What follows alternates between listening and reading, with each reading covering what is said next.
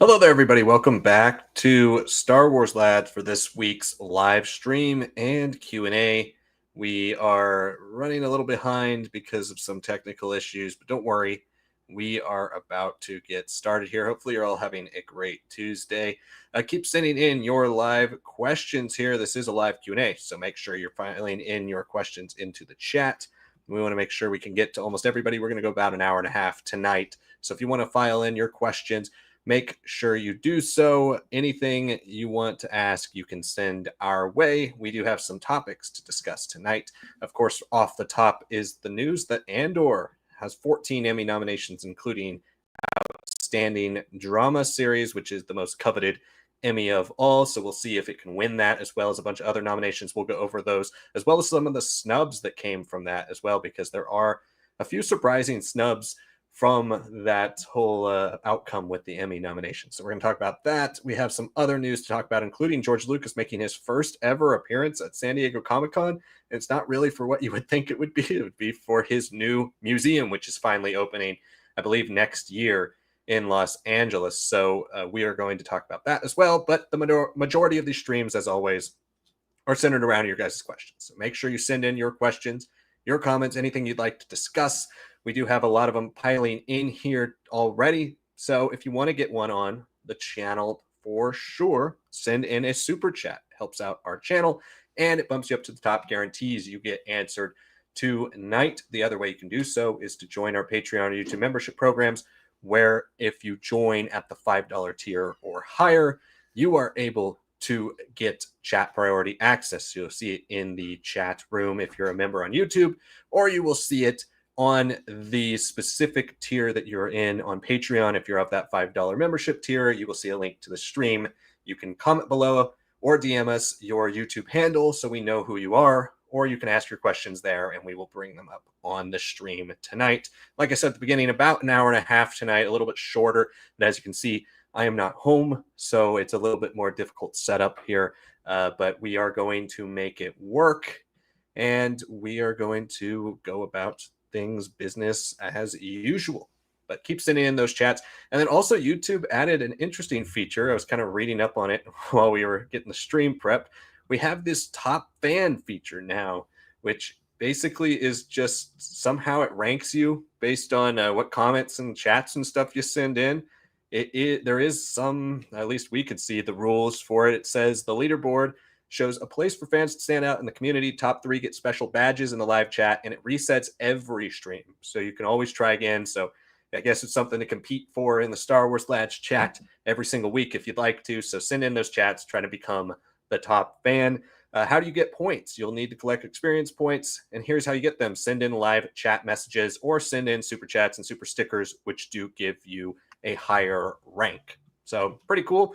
Trying it out this week. It's a new feature. Hopefully you guys like it as well. It gives a little bit of a competition, a little edge in the chat room, which obviously will make things a little bit more exciting. All right, let's get into the first topic here tonight, which is going to be the Andor Emmy nominations. So we knew this was coming. We knew Andor season 1 already got Best Drama nomination for 2023's Emmys, but season 2, we knew it was kind of cramming in to that May, April window in order to qualify for the Emmys for this year and not for next year. Obviously, as we see every year with award shows, you would much rather be the last thing that came out before nominations than have come out a long time before. I mean, this year with the Oscars, we saw that with Dune 2, got basically no love when it was probably the best movie of the year. And it's basically, I mean, Denis Villeneuve got snubbed. It's one of his best films. We saw it really get nothing from the Oscars, and it really should have gotten more, but it came out in March, whereas the first one came out in October, and you see that big difference in when things are coming out. So kind of smart of Disney to push Andor. I mean, even though we complained about it for the way we got to talk to all of you about the show and the way the post-show stuff happened, it's probably the smartest decision for awards buzz for them to have pushed it all out by the end of May. So Best Drama was the first nomination it got. Outstanding Drama Series. Funny enough, Diego Luna is a producer on the show, so he got a nomination there, but no Diego Luna for Best Actor in a Drama Series, which is a surprising miss. I'm not shocked considering he is the lead. The show is about him, but there is such a big ensemble. He's not necessarily the first and only person you think of when you think of the show. I'm not somebody who watches a lot of TV, so I can't really compare the six who got nominated to Diego Luna to say, oh, yeah, he was definitely number six. But I am a little surprised with how many nominations the show got that he didn't get one, especially when you have six nominations for Best Actor, and it's only for dramas. That he didn't get one nomination for that. But he did get nominated for a producer of the show. It also got Outstanding Production Design for a narrative period or fantasy program, 1 hour or more, for the show Who Are You? It got Outstanding Cinematography for a series, 1 hour or more, for the episode Harvest. Outstanding Fantasy Sci-Fi Costumes for Harvest. Outstanding Directing for a drama series for Who Are You? By Janis Metz or Janis Metz, not sure which one that is. Outstanding Picture Editing for a drama series Who Are You? By Jan Mills or Miles. Outstanding Music Composition for a series, Dramatic Score from Brandon Roberts. Outstanding Original Music and Lyrics for Who Are You? The song and We Are the Gore. And that was by Nicholas Bertel with music and lyrics by Tony Gilroy. Outstanding Guest Actor in a Drama Series. This was a little bit surprising, but I love it because it's an awesome episode. I Have Friends Everywhere. Forrest Whitaker as Saw Gerrera. That was pretty cool. Outstanding Character Voiceover Performance. Alan Tudyk as K2SO in the episode Who Else Knows. Outstanding Sound Editing for a Comedy or Drama Series. Who Are You? Outstanding Sound Mixing for a Comedy or Drama Series in episode Who Are You? And Outstanding Special Effects in a season or a movie for Andor, and of course, Outstanding Writing for a Drama Series for Dan Gilroy for Welcome to the Rebellion. Funny enough, also, The Acolyte got a few nominations for the Oscars, the Emmys, not something you would think about, but throw that in there. The Acolyte received Outstanding Sound Editing for a Comedy or Drama Series for the episode Night, which is that one with the long lightsaber duel, and music by John Williams. Outstanding. This is not for The Acolyte. This is for something else, but John Williams got a nomination for Outstanding Sound Editing for a Nonfiction or Reality Program and Outstanding Sound Mixing for a Nonfiction Program. This is for the John Williams documentary. So I was a little confused there. Okay. John Williams documentary that was on Disney Plus got 2 nominations as well. But yeah, those are Star Wars' nominations for this year's Emmys. Sonic, what are your thoughts on the 14 it got? But obviously, the big surprise is no Stellan Skarsgård at all. Supporting actor and supporting actress is arguably harder to get than leading because it doesn't get separated into 2 different categories. It's just one category, which kind of makes no sense. But it's always been that way. It only is one category for all supporting actors and actresses. Whereas lead, you get basically 12 shots to get nominated because you get 6 for comedy, 6 for drama. Those 2 are, to me, the most surprising that Diego Luna and Stellan Skarsgård both got left off of that. But what are your thoughts on the 14 Emmy nominations Andor has, and do you think it has a good shot at winning most of or all of these, and especially that coveted drama series?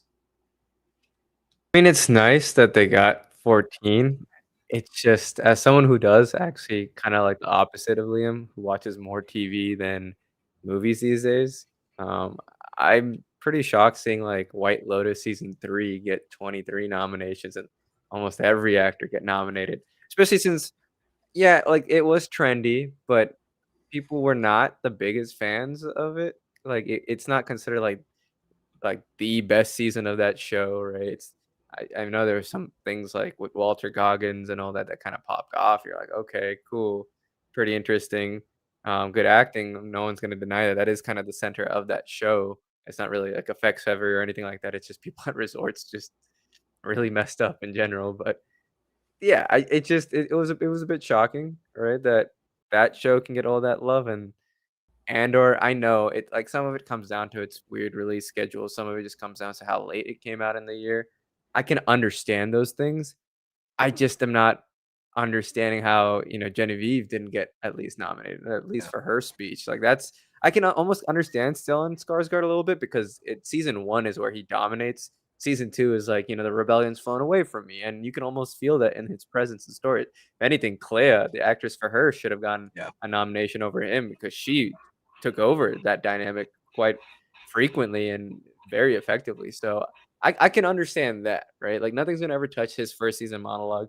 But Genevieve O'Reilly had a great opening episodes, right? And I know it might not be people's favorite storyline, but that was very essential to her character. One of the most mature and sophisticated ones that we've had throughout Andor.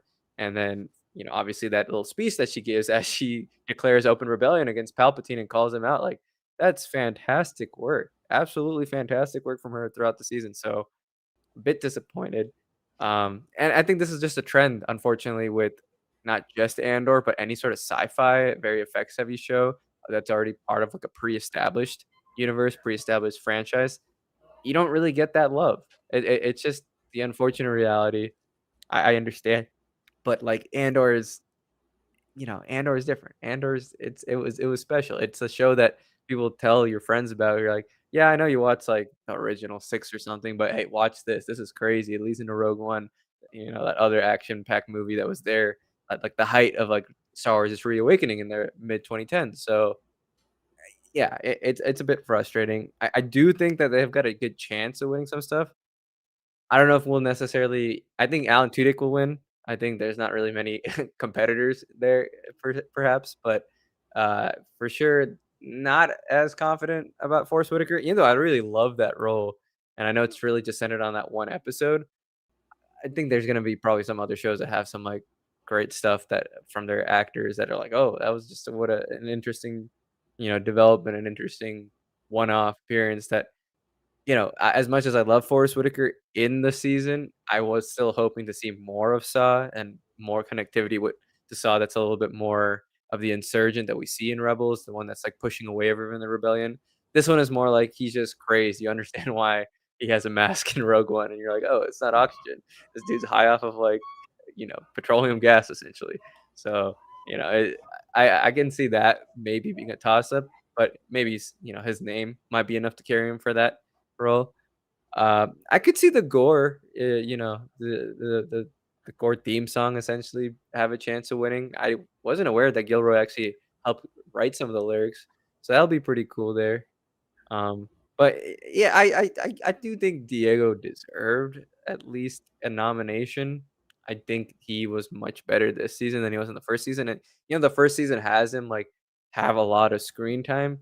He's like a pawn. Here, he's like it's like more of his transformative journey, and you get to really see every final step that he's taking before Rogue One occurs, right? So I thought he was at, like, another level than he was in season 1, and if season 1 was good, don't get me wrong, but he felt like he was in the ensemble. It's just more like, Stellan Skarsgård is just noticing him, and he's pulling him out and pushing the buttons to get him to become that rebel that he's looking for, versus here, he's becoming his own man, he's becoming that rebel operative from the start and transforming himself into just, like, a face of that, like all the underground stuff and everything they're doing, and yet still undergoing this transformative journey with the rest of the survivors and saying like, how many days do we all have left? Like, what am I going to be doing? How exactly am I going to approach rebellion? I thought he handled a lot of that storyline really well, considering that he is the connective tissue between every year. That's a harder task than season 1 ever offers him.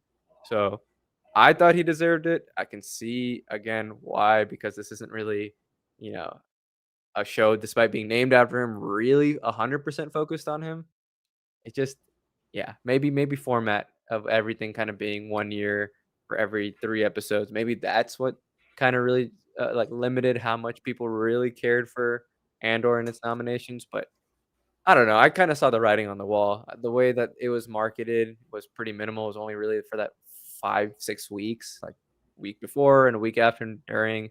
And all the hype for Severance, all the hype for White Lotus and all that, like all these shows that have way more massive marketing or like have like, already like a lot of established seasons and successes and awards like The Bear and all that, they were always going to have that. Andor, unfortunately, with that huge gap of like almost 3 years since season 1, with such a weird rollout, even if it was probably right for the story, I was pretty sure like it wasn't going to really get as many as I wanted to. I was hoping closer to 20, 14. I'm like, okay, there's a good chance, but it does feel like they're really just emphasizing the technical, the behind the scenes, more less so the actors and the performances, right? Like it's great that they got the best drama nomination. I just don't see them winning it, even though I argue it's a better show than a lot of the ones that have come out and a lot of seasons that have come out this year. Yeah, I don't think this bodes too well for them winning the whole thing. To get no acting nominations, obviously, besides voiceover and guest star, that's a tough one. That's a tough hill to climb for a drama series, right? If there was a best sci-fi series, maybe. But for drama, I don't know. And especially with like, I mean, the Emmys can kind of become clicky, right? You can more so than almost any other award show, which is one of the reasons why the Emmys don't interest me as much, is like once you break in, you're there every time. And it doesn't matter if there's a down season of TV like we saw with Game of Thrones.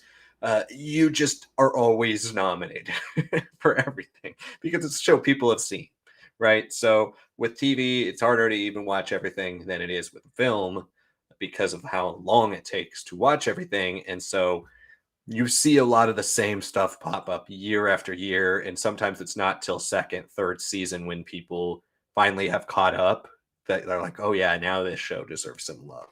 And so, like for me, looking at the best lead actor in a drama series, because I agree, Genevieve O'Reilly is a surprise. It's kind of interesting. It would be interesting to see what they not submitted her under, because if they submitted her under supporting actress, then yeah, I could see it a little bit more because, like I said, there's only supporting actress for one thing, or no, maybe they've changed it. I'm not sure, but it used to be for one category. But now for drama, um, you have. I'm looking at the drama series. I haven't seen most of these, but the one I have seen is The Last of Us, and Pedro Pascal got nominated for best lead actor in The Last of Us. When most of you who know the game or watched the season know he wasn't in very much of Last of Us season two. So I don't know how he gets nominated for being in like what 3 episodes of lead actor, but Diego Luna doesn't. Like that makes no sense to me. How is he a lead actor in the show? It doesn't make any sense.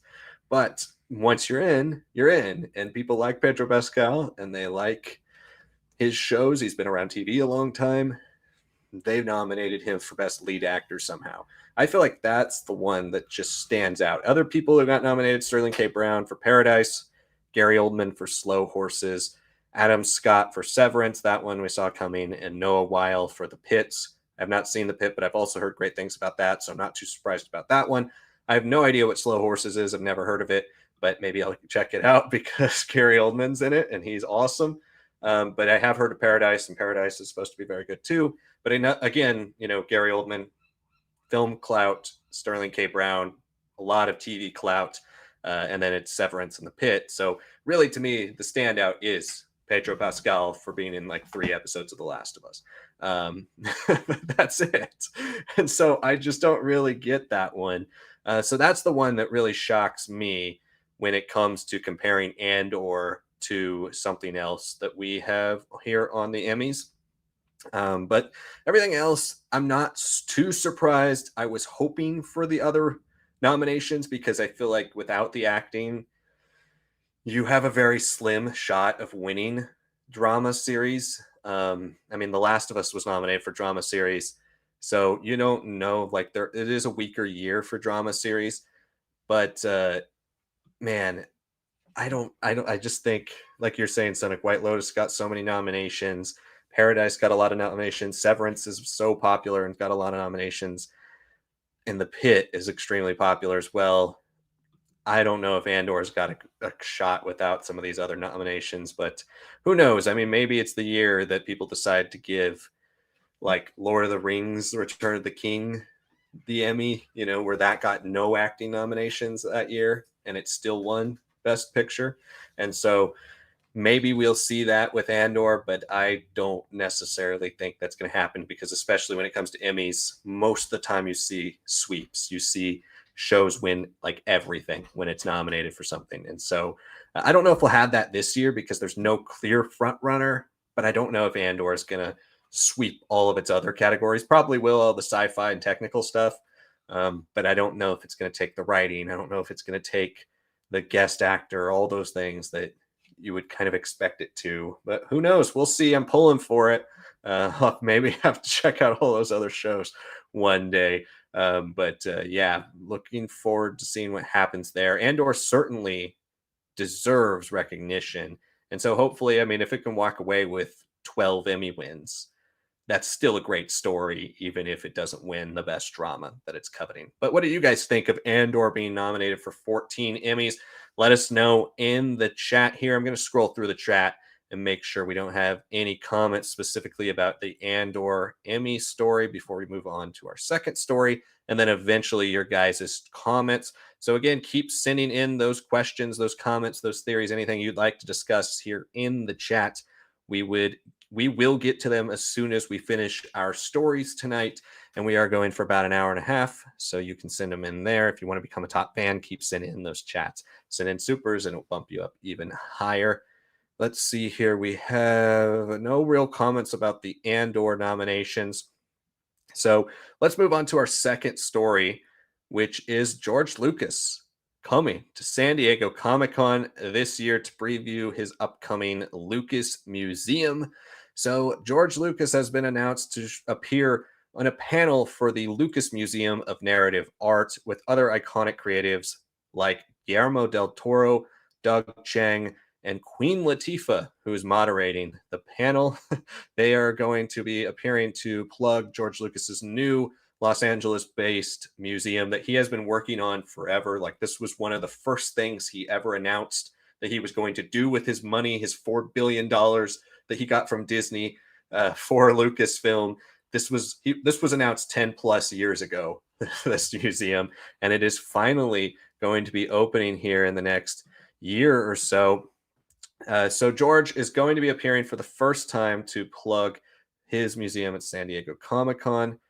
Nearly 5 decades ago, Star Wars made one of its earliest public appearances at San Diego Comic-Con, along with a booth featuring Howard Chaykin's now legendary Star Wars poster as a promotional item.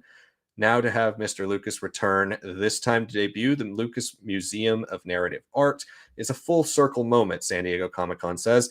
His lifelong dedication to visual storytelling and world building resonates deeply with us and our community, and the museum's mission to celebrate narrative art in all its forms perfectly reflects what Comic-Con has championed from the very beginning.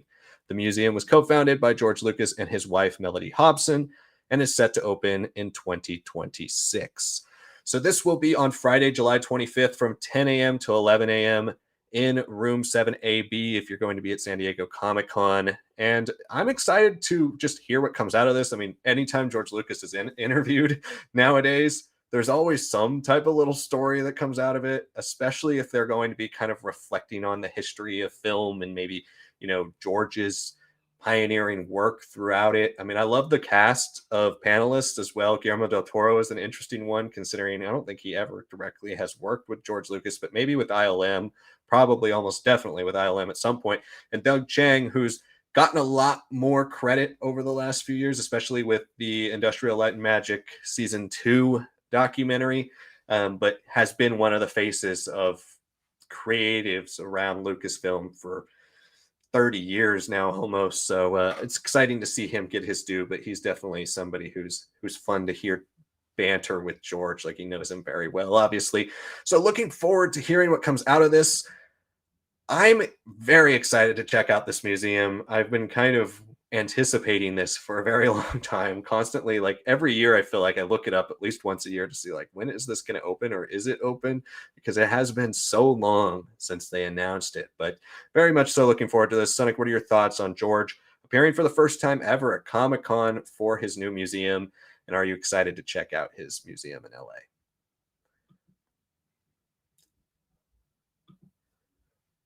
I'll answer the second part first. I am definitely very excited.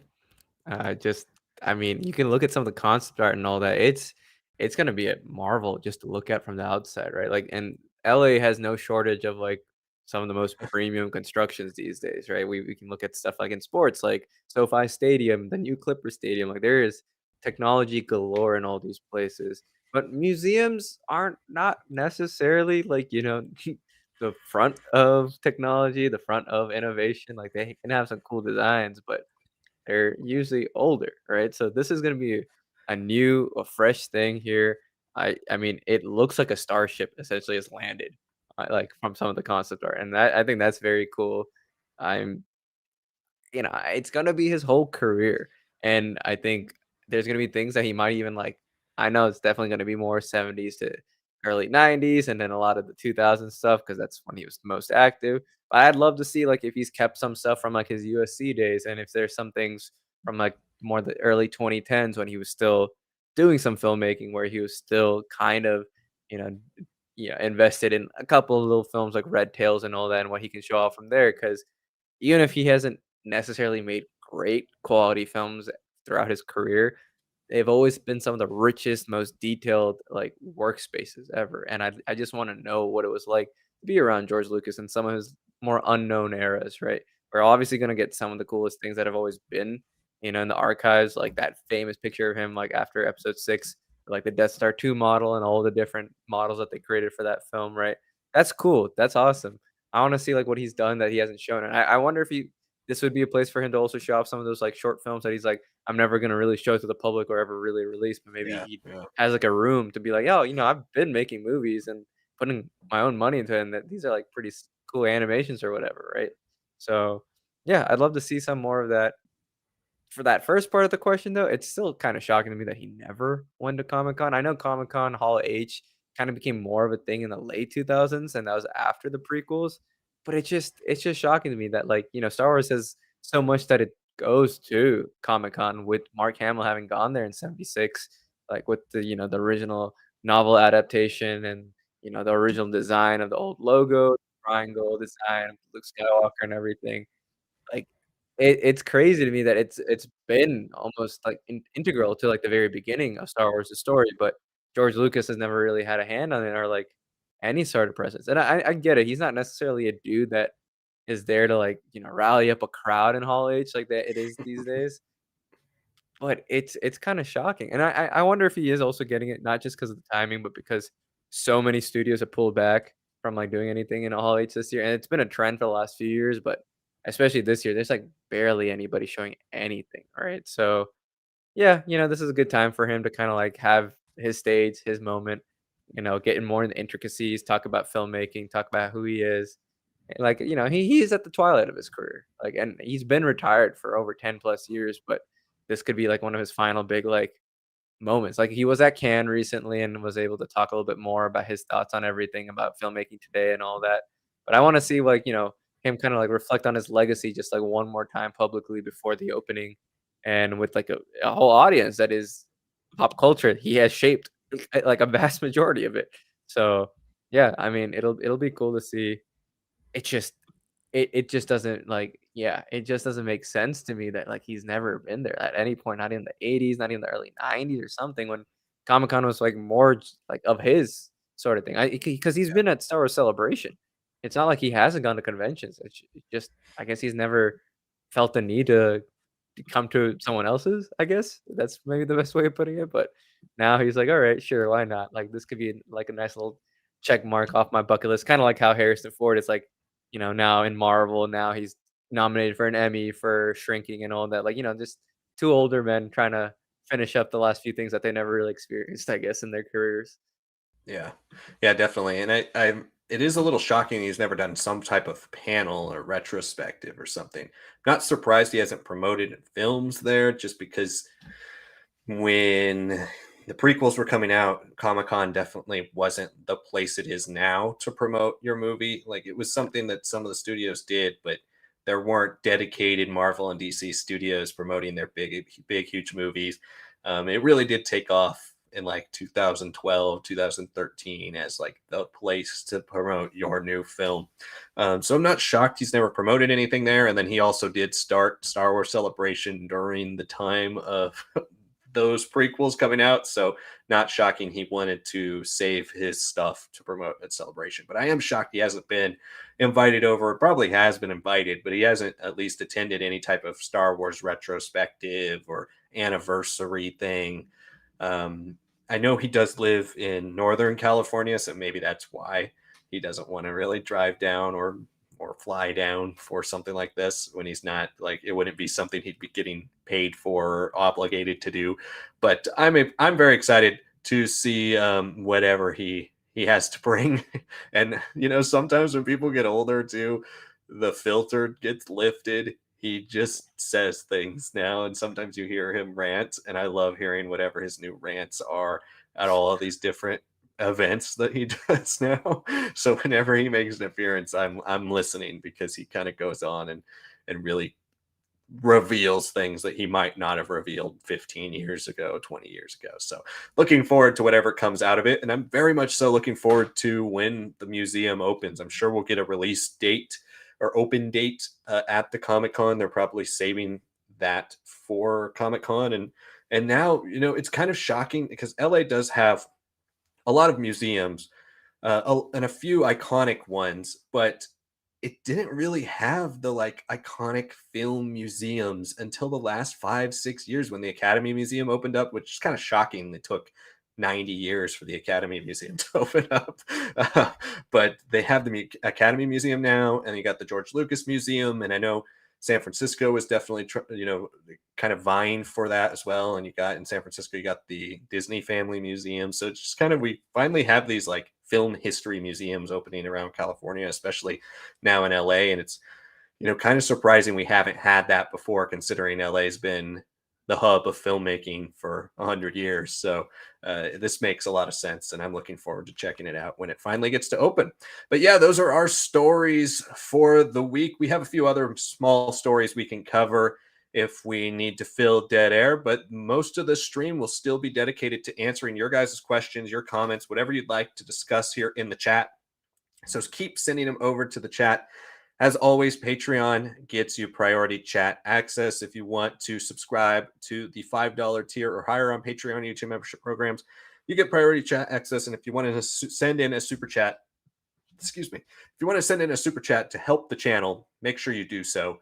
It does help us, and it bumps you up to the top, so we can guarantee to get to you guys all tonight. We're going to go first come, first serve, top to bottom here. And kind of like we said, we got this new top fan feature that's popped up here.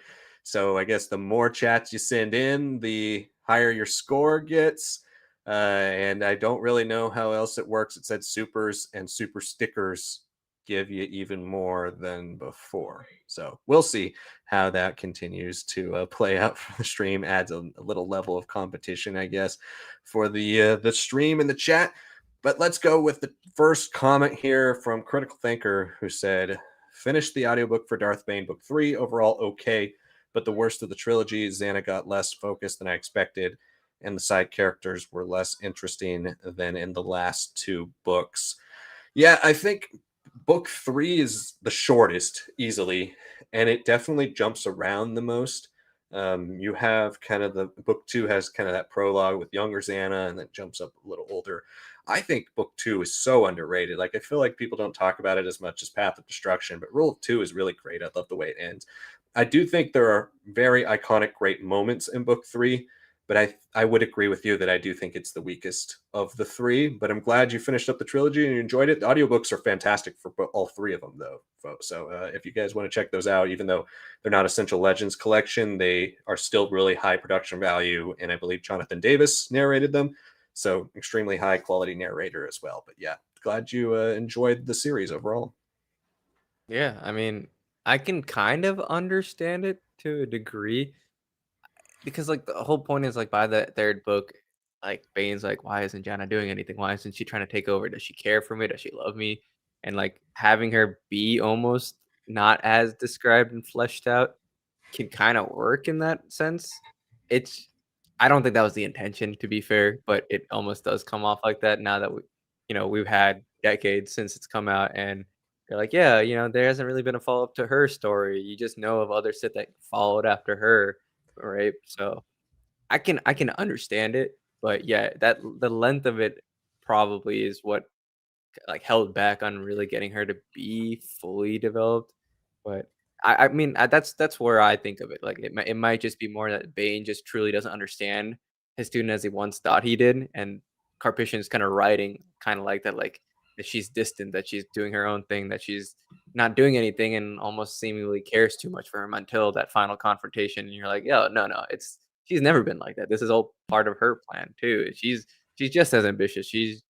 And then once, Bane gets integrated into her soul of some sorts, that's kinda how it ends, right? You're like, "Okay, I wish there was more," it's a good book, I just wish there was more, and I think that is the thing when it comes to writing trilogies, like, it doesn't really matter if it's Star Wars or not, it's hard. It's hard to make, like, a great true conclusion to anything, but a trilogy, there's always more emphasis on, like, is the 3rd one gonna be the best or is it gonna be the worst?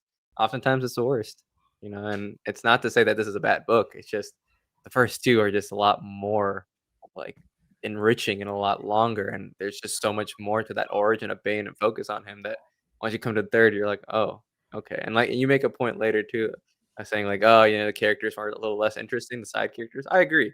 I don't really remember too many of them compared to the first 2, so, yeah, I don't think it's necessarily Carpathian trying to make a bad book, it's just maybe he just didn't feel there's enough material there for him to really truly develop everything like he did the first 2. Yeah, and I still think it's a fantastic book. It's to me a really really strong dark side book, but it's not at the level as the other two. And I'm glad you like Rule of Two as well because Rule of Two to me has always kind of been my favorite. I love Path of Destruction, but it is not.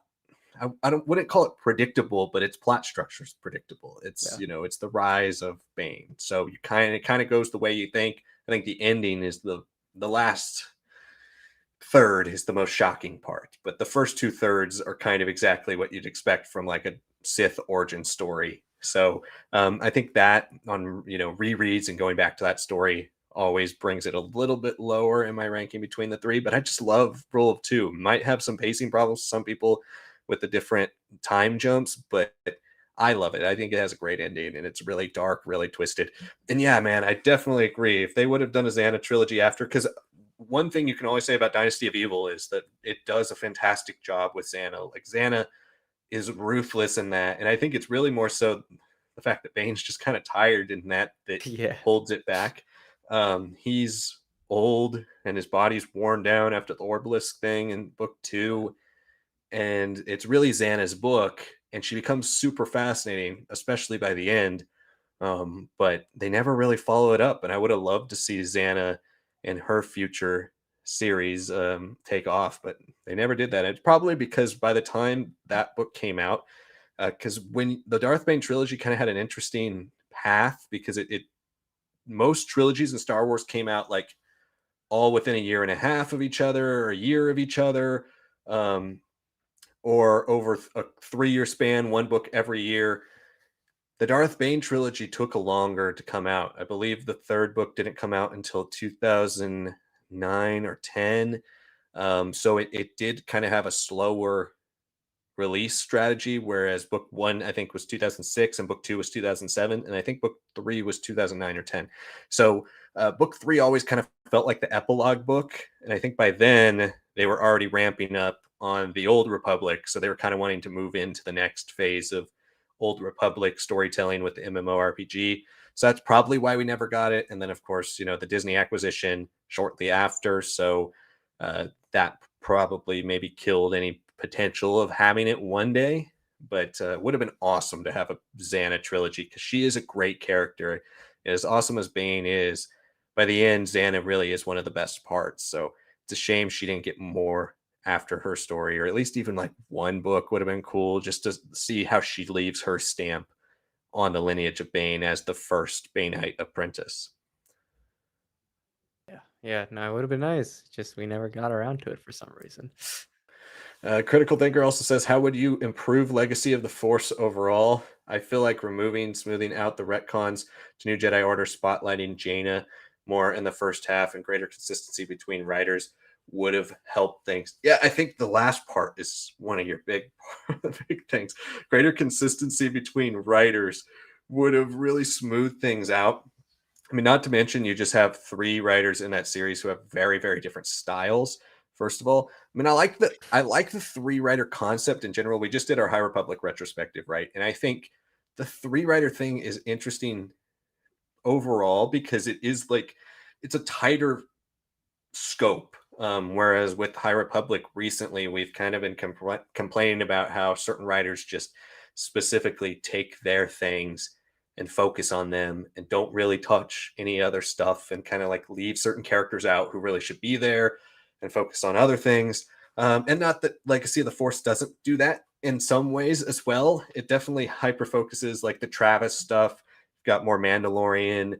Um, Denning's Denning, and then Alston kick starts everything. But it's just kind of like, I don't know.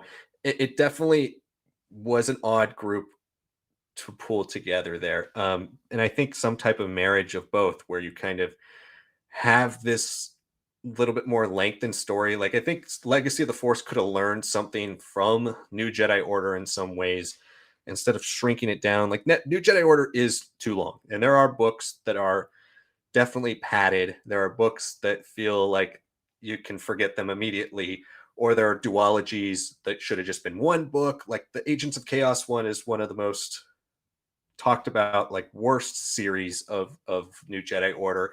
But there are a lot of cool ideas there with like Han dealing with Chewie's death and all that type of stuff.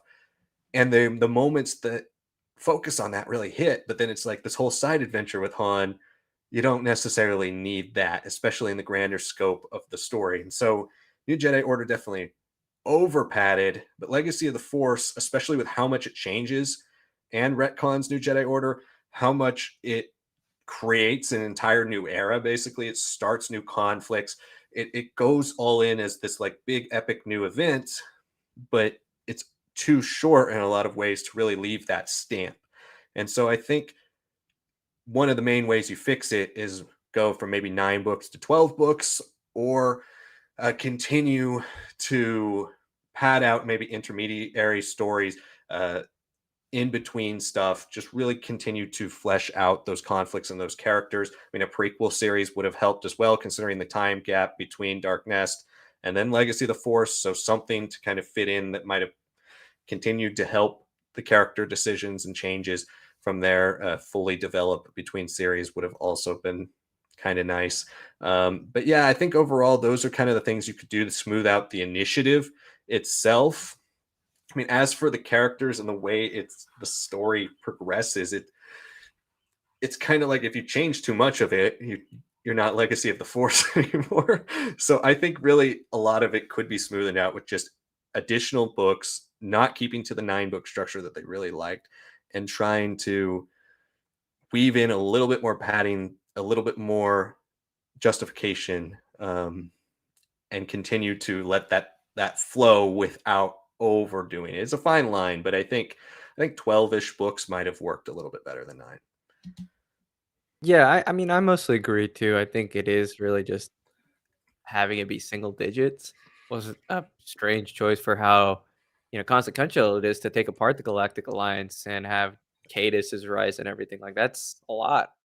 But I would say one of my bigger issues is that there's nothing between New Jedi Order and Legacy of the Force, right? It's just Darkness Crisis, which is a trilogy of books.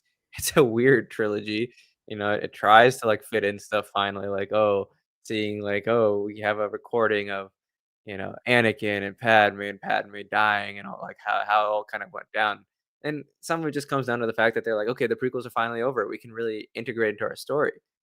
But why not do more, right? Why not continue to flesh out a lot of these things if all these characters are finally understanding not just Luke, Han, and Leia, but like their progeny, the kids who have been affected so much by like versions of like their parents' histories and what they fought for, and like all that, like that. I think that was a big miss there. Like once you start putting a little bit more of the current storytelling that's happening on the big screen, and you're trying to put into publishing, you have to do a lot of retcon work, but if it's gonna be a retcon, make sure it's detailed and long and fleshed out. And then if you're gonna integrate it well. Don't make it suddenly like a parallel. That was one thing that was always frustrating to me about Legacy of the Force. It's like you're trying to make Cadus into the new Anakin, right? And it's like he's never been that character. he's a weirdo in Darkness Crisis, but I wish we could have spent more time with that weirdo, understand what he was going through. And I'm sorry, but Lumia is just not enough of a villain for me, to, like, have changed him, her whole story about the Sith that, like, was able to, like, rule benevolently and all that, like, no, like, that's not enough. For a guy who's jumped across the galaxy, has seen so many different aspects of the Force, who is literally, the whole concept of the unifying force being a little bit more, of grays as opposed to black and white. Having that be undone entirely in Legacy of the Force, I hated that. Like, there is no time to sit with everything. And frankly, yeah, New Jedi Order is way too long, but the consequences are, and a lot of times, pretty justified. So, right, like, and you feel the weight of it throughout the series. The galaxy is not just reset, right, by the darkness, and look, I liked a lot of darkness, continuing a lot of the plot threads of characters that we don't really see, have big roles in New Jedi Order or to kinda disappear, like, the whole mission, at Merker, like, how that has a big role into really bringing everybody together in the first place, like, that's cool to me. I like that continuity, the connectivity. I like how, like, Young Jedi Knights had a big role there with Zek and everybody kind of becoming more prominent characters again. But that shouldn't have been the only thing, right? There should have been way more stuff kind of padding out. I think another 5 years minimum in the galaxy should have passed before we had Legacy of the Force happen. It felt a little too early. And if your galaxy has been destroyed, decimated, trillions are dead, so many planets Vong formed, why do you hand wave that? I never understood that. I really never understood that, and it's sad to say that Star Wars Legacy Comics do way more with that, and with their placement in the timeline, they're just saying like, "Yeah, we had to wait like 100 years, right, after the Battle of Yavin for that to really start happening." I'm like, "Really?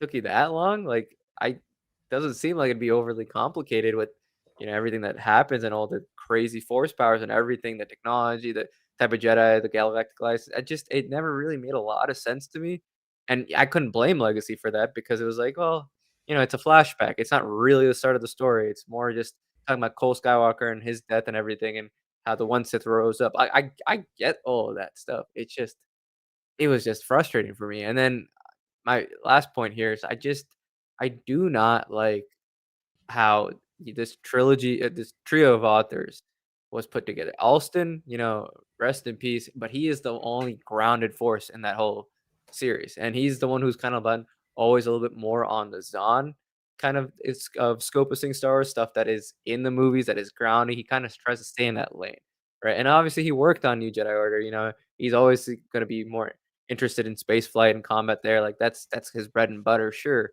without a doubt. But he's still a good writer. He still understands, like, some limitations where needed. Denning, God, no, I do not like his writing. The more he got into Star Wars, the more he became Denning, which is not a good thing, right? He started dominating more, and by the time he reached Fate of the Jedi, like, he's just he writes a lot of good stuff at parts, and then he completely undoes it in the same book, and it's so much tonal whiplash with the guy.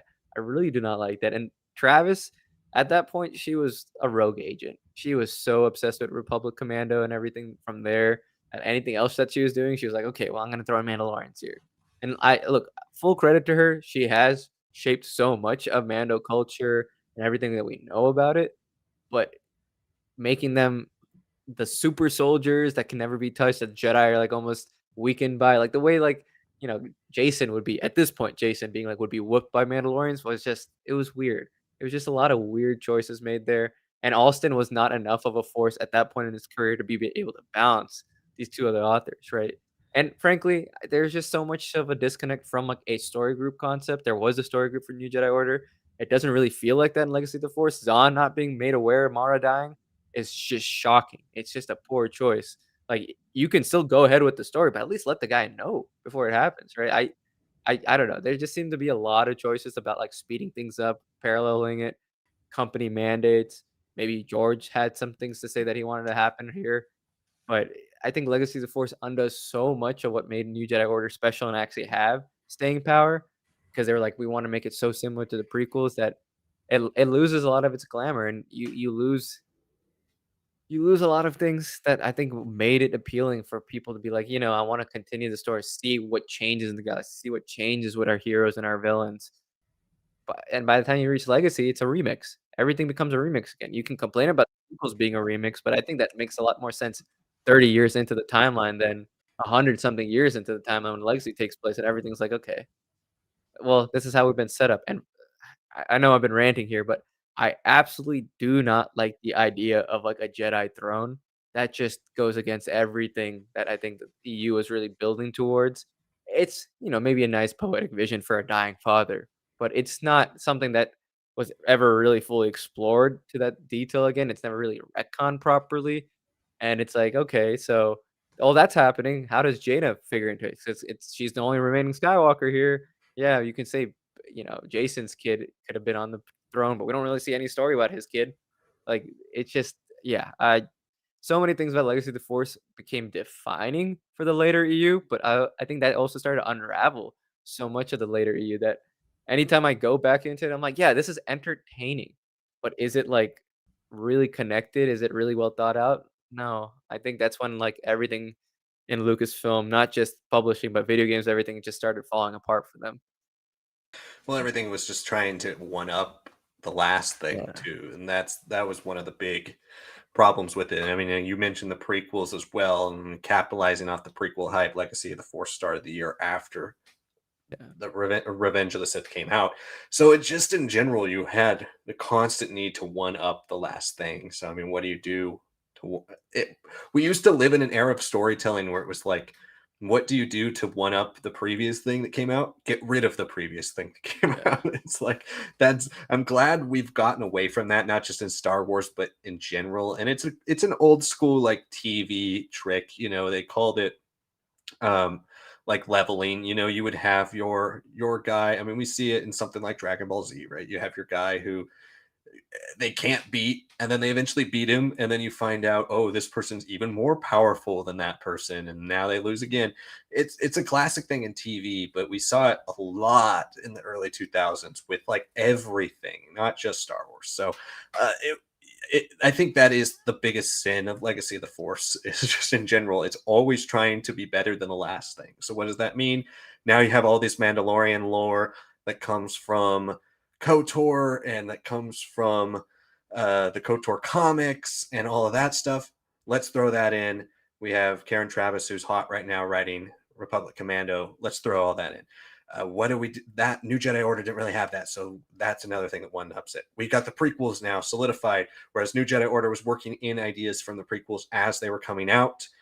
Now we've got the full prequels, and so let's try to capitalize on that thing. And it's a corporate synergy thing, but it definitely, I mean, it hurt most of the initiatives because a lot of them were trying to catch up with what the popular thing in Star Wars was at the time. Every time, and they're constantly changing mid-series. We're trying to adapt different ideas. We're trying to reference things so that people can be like, "Whoa, look! It was this one big, huge idea the whole time."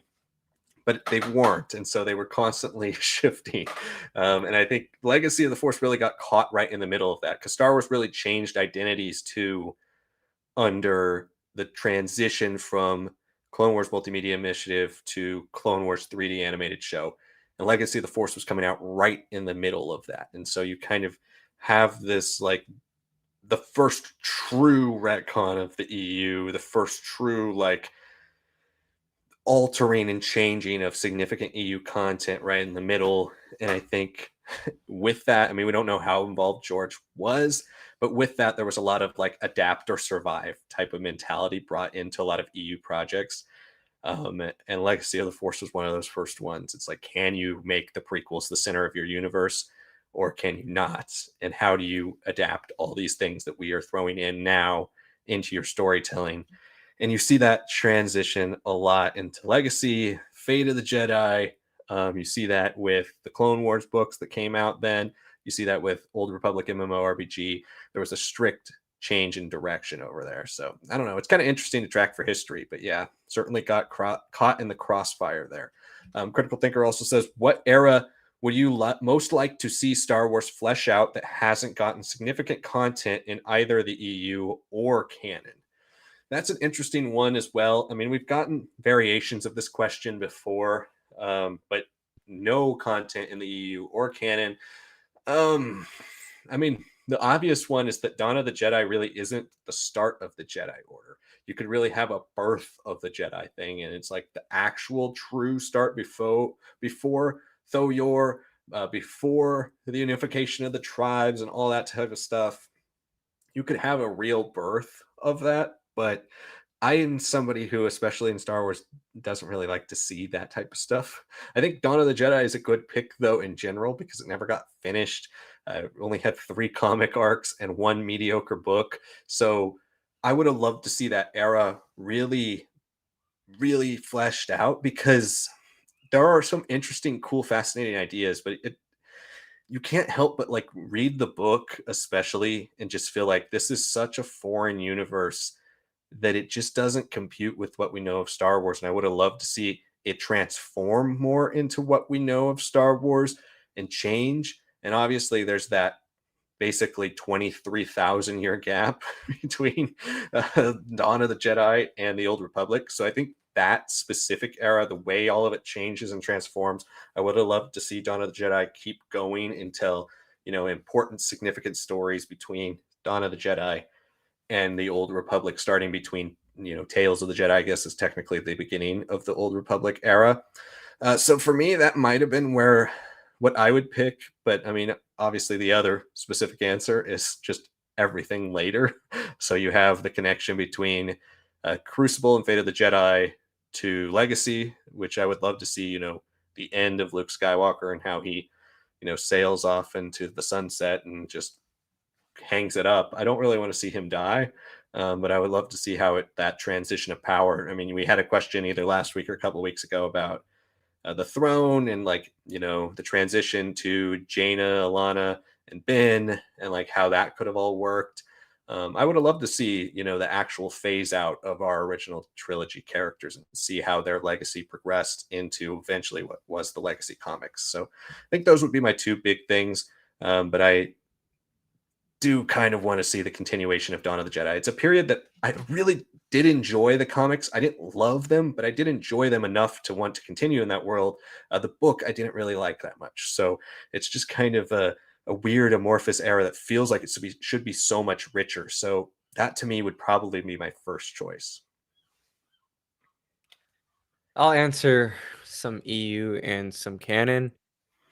I think for me, ah, ideally, I would love a lot of the gap between Dawn and Tales to be corrected, right? Just the timeline of it is just messy. It's large. It's span. I never really loved how EU would just be like, "This is 6,000 years ago," and I'm like, "Okay, are we gonna have the 3,000 year and the 2,000 year, 1,000 year?" No, not really. But anything pre-KOTOR is really messy. I wish there was some way of, like, retconning and being like, "Oh, this was just not told properly," or, like, something like that, but that's what I would love to have seen a little bit more clarified, a little bit more cleaned up.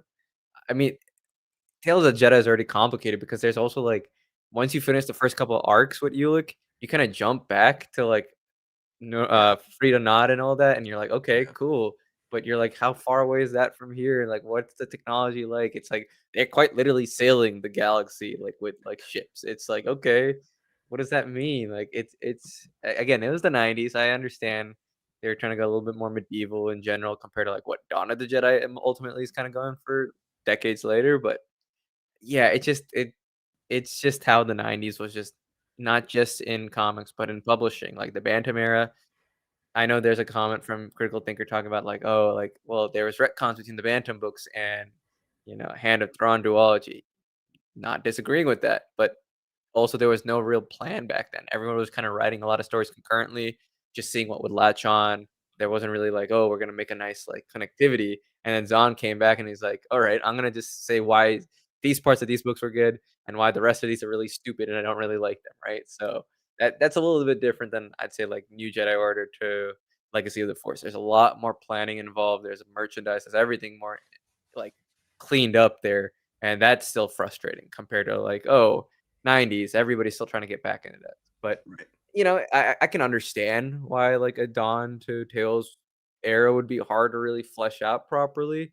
It's just I want that because there's just so much weirdness to it and technology and shifts that I'd love to see, like, another collapse of sorts kinda happened there too, because it just doesn't seem like what we've seen in the Dawn of Jedi comics, evolutionary wise, would, like, be where we're at in the very earliest tales of, right? There's a lot more emphasis on sleeper ships and everything in Tales of versus Dawn. It's like, all right, there's some really cool, interesting things about the Toyor, the Infinite Empire, and all that. You're like, okay, there's some interesting things leading up here. There's interesting connections being made.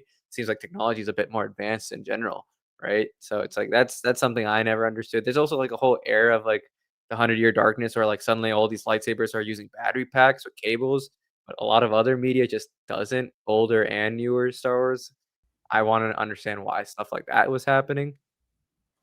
But yeah, I digress there. The thing I would really want more in EU to like really have been fleshed out, Legacy Volume 2 being concluded. Like it never really happened. It seemed like it's actually going to start digging into a little bit more of the lore, the implications left behind by Legacy of the Force and Fate of the Jedi, and it's because of the sale that they had no real chance to. But I really liked where that story was going. I thought it had a lot more potential than even the first one. And the first one is just more classically Star Wars, just remix. This one I felt like we were actually like exploring new ground. There's a lot of stuff that came out in the early 2010s when like Force Awakens was being developed about like how much of Legacy Volume 2 specifically was like influencing a lot of the storytelling that they were doing. Like Finn was modeled after like one of the Imperial Knights in that story and all that.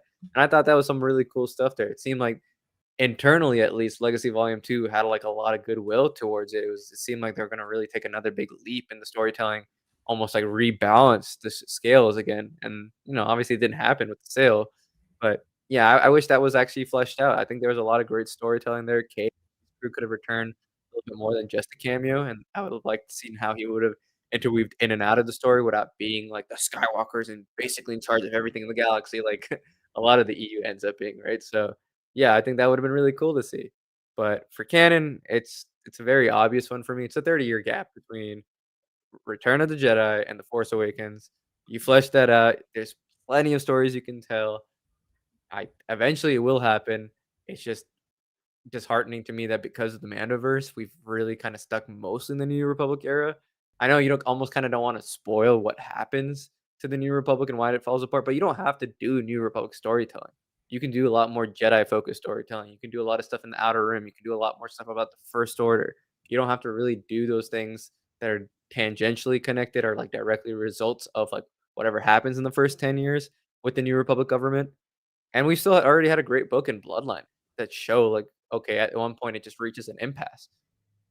You don't necessarily lose anything by not knowing all those details that lead up to that impasse, right? So they could still do plenty of New Republic stuff. It's just they haven't felt the need to be ambitious about it. I'm hoping that now that they're going into a post sequel era, maybe they are feeling like, okay, at least we can parallel some things that happened 15 years before, survivor stragglers, like choices being made back then actually start showing up post sequels. That's the healthiest way to balance out both of those eras that are unexplored. I think that's what I would want most in canon. Because at the end of the day, I like when Star Wars actually takes time to connect everything to rectify some of the things that don't feel great, that feel uneven. You do all that stuff.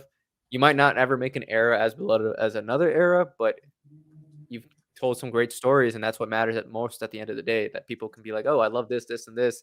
I don't love this so much, even though it was the big movies, but because all these connections are being made, characters being made, introduced, kind of cameoing here and there, bam, post sequels. Now they're actually bigger players. You make the era better, right? You make everything after episode 6 make a lot more sense. You make everything after episode 9 feel like it's got weight again. So that's what I want to happen. It's going to be the biggest challenge that Star Wars has had because they didn't have as much intentional world building happen in the sequels. They had a lot of unintentional world building, which what JJ did with the governments and rise of fascism and everything, right? But yeah, and those are the two things I would have wanted most in EU Legacy Volume 2 being fully fleshed out, and in canon that 30-year gap finally being really filled out in every single way possible. The next question is, what's your favorite Superman origin story? I'll expand this to include films as well, or TV, or anything as well on top of comics. Critical Thinker says, I'd go with Secret Origin. Secret Origin is probably my second favorite. If you're talking specifically Origin comics only, I would go with Secret Origin. If you're talking about something that has an origin story, but it also goes to other things, I'd go For All Seasons, which I just love Jeff Loeb and Tim Sale. I love pretty much everything they've done. So I have a soft spot for that book, and it just is beautiful. It just looks so good. Some of Tim Sale's best coloring work, and just everything looks awesome. So love that. Partial to some of John Byrne's work as well with Man of Steel, but it's a shorter one. And then Birthright is probably the other most iconic one. I believe it's Mark Wade, and but I've always liked Secret Origin a little bit better than Birthright. As for the films, I think the one that does it best is still the original Superman movie. The origin story, though, that is at the beginning of Superman the animated series is also quite good. It does a really good job with the early Krypton stuff before Superman gets sent off. So I think that's the best Krypton stuff. I actually do like a lot of what Zack Snyder does with Man of Steel's Krypton stuff. Like I think it's pretty cool. He makes Krypton Zack Snydery cool, and it works for that movie in particular. I just don't think the rest of the stuff that he does with Superman's origin works as well. I mean, the like his dad telling him he should let kids drown thing is odd. Um, the letting his dad die in a tornado, none of that stuff has ever worked for me. So even though it's a darker version of it, I'm still not necessarily partial to it. So I would say my favorites are For All Seasons, Secret Origin, and Christopher Reeve's Superman. Yeah, I can't really speak to anything in the comics because I've been more of a kid raised on like DC animation, and that's more adaptation, streamlining, and all that. But movies, yeah, I've seen the first two Superman movies, the Donner cut as well, and obviously I've seen Man of Steel, and now I've seen Superman twice now, the newest one. So of those movies, yeah, I mean, nothing really beats the Reeves version. It's poignant kinda seeing Pa Kent die just from, like, Mhm. something that Superman has no real ability to stop or change. It except until the very end of the film where he saves Lois by spinning the world backwards, but, we let that be. It's the '70s. You can live with that, I suppose. But, yeah, I mean, I think the origin there is pretty well handled. I think it hits all the right notes. It's a classic blend of everything that was there in the Gold and Silver Age and, trying to make it a little bit more presentable for people who have never really gotten into Superman comics, but, kids would probably be appealed to, so I like that. Man of Steel for me is a challenge because I really like a lot of what Snyder does around Superman. Like I like the image of Superman, the trials and tribulations that he takes, like almost the avoidance of his like destiny. I thought a lot of that was good. It is a weight to be like a messiah figure, right? I can understand the choices he's making there. And I think that's where Snyder is the strongest at in Man of Steel. He just completely screws it up in every other film afterwards. But I did like a lot of what he's handling around him. I like Clark and like how he's kind of on his own, avoiding everything. But I do not like, again, like you said, like how they handle Costner's. Like Yeah. it's weird. It's just not cool. I understand to a degree being worried about the kids or and like oh like they'll figure it out after you've saved them on the bus and all that.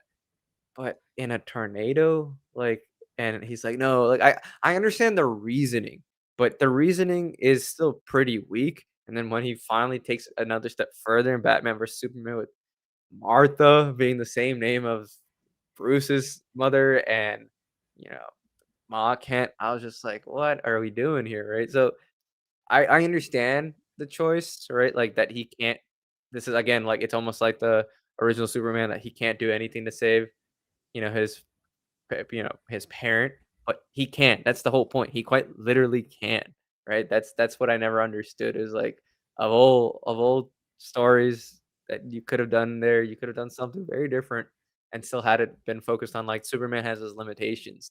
Superman's a god, but he can't like save people that, his physical abilities, are able to accommodate for, right? So that I never really liked that. We don't really see his origin, obviously, in Superman. We got Gunn kind of playing with the whole idea of like everybody's already seen Bruce Wayne's parents be killed. That Superman crash lands in Kansas and is raised by parents. Like I get that. I really do. I mean, I also don't love that Spider-Man: Homecoming doesn't even have any real references to Uncle Ben and all that, because that's so crucial to his storyline, and then they kinda imply that it still happens the same way, but then they redo it sort of in No Way Home with his aunt, right? It's like, so they both kinda died saying that line. It's like, okay, sure, but I did like how this Superman movie handled, like, his origin around his adoptive parents. I thought that was all good. I can't really spoil, it's too early, alright, to talk spoilers about, stuff, with his Kryptonian heritage, but it's different. It is very different. If you read the comics, I know some of the more recent comic runs, it probably makes a lot more sense. It's definitely a choice that you're like, "Oh, okay." But I'll just say this, I understand why they did it for the movie, and it really does focus on the themes and the thesis of the whole film about what it means to be Superman. I just didn't love it. I don't know if it necessarily needs a retcon. I'm hoping there are things that are like in the Supergirl movie reveals, like, maybe it's not what it seems to be, right? Maybe it's not really his parents to a degree, like the way they're presented. It's just a hologram, right? A hologram's not the same as like the Jor-El hologram that we see in Superman and Superman 2, right? With Brando, it's very different. It's not like the Russell Brand AI, right? The way it's handled in Superman is just, it's a message. So I'd love to see what changes or what doesn't change. But yeah, it's not my favorite part of that. I liked all the Krypton stuff about it, but I did love how the Kents both being alive felt very much like a Justice League animated show of like a Superman that gets to go home, continues to revisit his humanity, continues to get advice and lessons from these very normal people. So I really like that part, that it doesn't have to end per se or like be halved. That's something that I always loved about Justice League, and I was always kind of confused as a kid watching like the original Superman, like why does that have to happen? So I do like that. I do like this origin a little bit more. I just wish it was a little bit more cleaner. I wish it was a little bit more detailed, but I guess it's just the nature of Superman films now. Everybody kind of has a general idea of everything, that they're skipping over it, but I feel like that's your, at least give us like a montage or something, man. Like, and they do it. They kind of do it in at the end of Superman, but it's for a very different reason. Yeah. Yeah, I mean, I think again, it's too early to talk spoilers, but there's a lot of ways you can fix that or change it. I mean, that it's not that it needs fixing; it serves the message of the movie that's here. It's just not what I would have done. But you can definitely change it up by stuff in Supergirl and stuff in Superman 2 that they can absolutely do. So yeah, thanks for that question. What's your favorite Superman origin story in the films? Critical thinker, we know what you said in comics. Next question was, what's our favorite non-superhero comics? That's a tricky one as well. I mean, I guess we'll throw in there as well non-Star Wars too, because we talked about Star Wars there as well.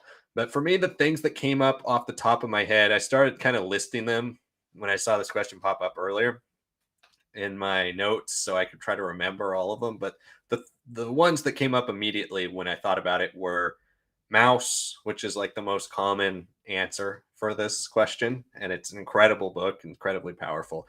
And it's one of those things that can show you not just what non superhero comics can do, but it's like non fantasy, non sci fi, non uh pulpy comics. Like, comics usually exist in the crime genre, the sci-fi genre, the fantasy genre, or the horror genre. Those That's really what comics are usually steeped in, and Mouse is none of those things. So it's great. I mean, most people have read it. It's usually with Watchmen as essential reading for people who are getting into comics. The next thing that popped up into my head was Saga. I loved Saga, and it took me a while to get into Saga because I didn't think the first few volumes were all that great. If you're looking at the paperback, eventually I bought the first three paperbacks right when they were coming out because everybody was talking about it. And I thought they were pretty good, but not amazing. And then in 2020, when I was reading a lot and home doing nothing, in like April, May of that year, we were finishing up school and all that. I bought the three hardcovers that collected everything that had come out up to that point before the years long break that we're still enduring. I mean, it's coming back relatively soon, finally. It's been 5 years, but it's coming back. Um, and I bought the three hardcovers, and I was like, I'm gonna binge this and see why everybody says this is so great. And by the time I got to the end of the first one, I was like, okay, I'm starting to really connect with these characters and connect to this whole world. And then by the end of the second one, I was all in. I loved the second and third parts of that series. So can't wait for it to come back. Can't wait to find out that huge cliffhanger it leaves you on and what happens with that. And the third one I thought of was Sin City. Frank Miller fan, especially early Frank Miller, really loves Sin City. The end of it is not as good as the beginning, but I have the big damn Sin City volume that's even like bigger than an omnibus, and it's awesome. And I love his artwork in that. It's just so good. I guess you can throw 300 in there as well as one of his other great non superhero comics, because I think 300, like as fun and cheesy as the movie is, 300 the comic is actually even better, and that is one of Zack Snyder's best movies. So I think that's a great comic. But then I started really brainstorming after that and really thinking about it. And other ones I wanted to throw out there that I've read: Criminal, really great as well. Preacher, Yasagi Yojimbo, if you want to talk about something that's a little bit more fun. Most of these non superhero comics that are great are very serious or dark or twisted. Yasagi Yojimbo, kind of in that, has crossovers with the Ninja Turtles, but in that kind of world, that anthropomorphic animals. Such a great book, really fun. And then on that same level is the Donald Duck and Scrooge comics are awesome, especially Life of Times Scrooge McDuck, but also some of Carl Barks's Donald Duck. Like, there's some really funny comics in there. So they did a great job writing those. So those are awesome. I was a huge fan out of newspaper comic strips when I was a kid. I was a huge fan of Calvin and Hobbes. That was the one I really loved. So I still have all my Calvin and Hobbes collections. I haven't read them in a long time, but that was like my thing for when you had like reading logs at school. I was my hour a week was on Calvin and Hobbes, so I loved that. And then the one I wrote down with a question mark, and we'll see what you guys how you feel about this. Is this a superhero comic or not? Sandman, my Neil Gaiman. It has superhero crossover stuff. It is technically in the DC universe. It's not really a superhero comic, so I threw that one in there. But also, I was thinking about manga too. Like, are we talking just American comics? Because manga, most of them aren't superhero related. So there's a few I could list there. I haven't fully dived into manga, but I've read about 5, 6 series, and there's a lot I really do enjoy from that world as well. So yeah, those are mine. But I'll pass it over to you, Sonic, for yours. Yeah, I mean, it kinda sucks that you said non-superhero because that kinda throws out Watchmen and Invincible for me, Hmm. and those are just fantastic, and arguably, I would say while Watchmen is about superheroes, it's more about the concept of it as opposed to, like, a superhero society, Yeah. and Invincible is, like, kinda the whole point of the story is to get away from superheroes. Like, at some point, you have to understand when you have a Superman-like figure and a whole race of them, like, it's not an even playing field. It never is. It's you can do it in DC, you can do it in Marvel, you can't do it in the much more grounded and mature themes that Invincible has, but can't count those. Um Mouse is a good one too. That's the one I definitely remember reading a lot.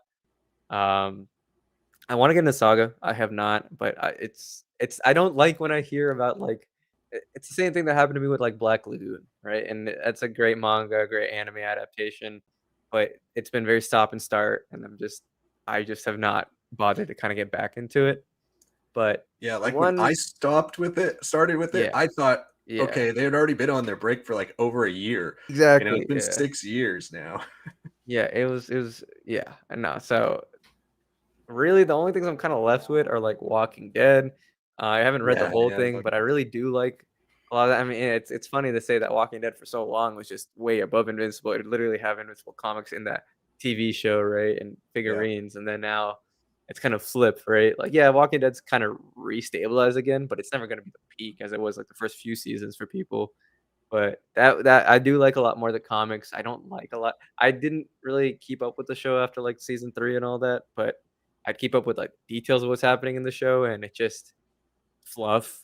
Like, I don't understand like, that's one of the shows I feel like would've been great in a modern streaming era, because it was just too many things lengthened out for no reason, and then the characters that did get killed toward the end of the show, you're like, they're not supposed to be dead, and that kinda defeats the whole point of everything that was introduced in the beginning.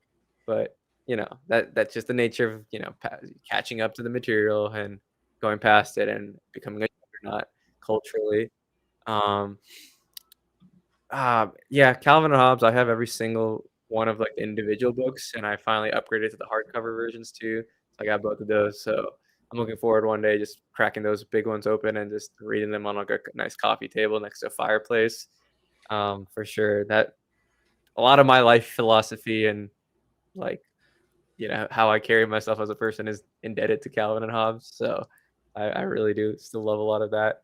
Um, man, I'm blanking on the name. Tintin comics, yes, I love Tintin comics. Those are some of my favorite. It's very old, it's Belgian comics, but it was, like, so much, like, fantasy and sci-fi kinda blended together with this, like, investigative journalist. I know Spielberg kinda did a film in, like, 2011. I didn't love it. I watched it, but I didn't love it. It's definitely something that I think would do way better with a slightly toned down Spider-Verse animation, and they've done some 2D animation adaptations, but they've also combined stories, so I don't love that either, but fantastic book. Some of the just, like, the scope of, like, exploring the world that I was introduced by my 3rd grade teacher. He used to read them as a kid, and he brought his whole collection. Mr. Sprong, wherever you are, shout out to him, but, yeah, like, I loved those books. I got so into them.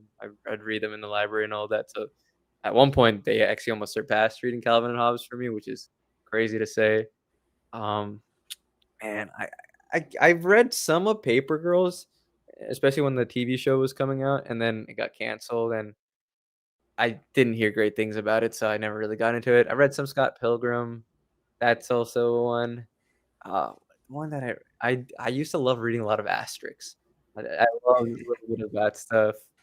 Yeah, man, there's yeah, I never really read, like, Casper the Friendly Ghost that much. I know there was, like, a lot of that stuff out there, but Asterix was the one. If I wasn't reading Calvin and Hobbes or Tintin, that would be, like, my 3rd to go.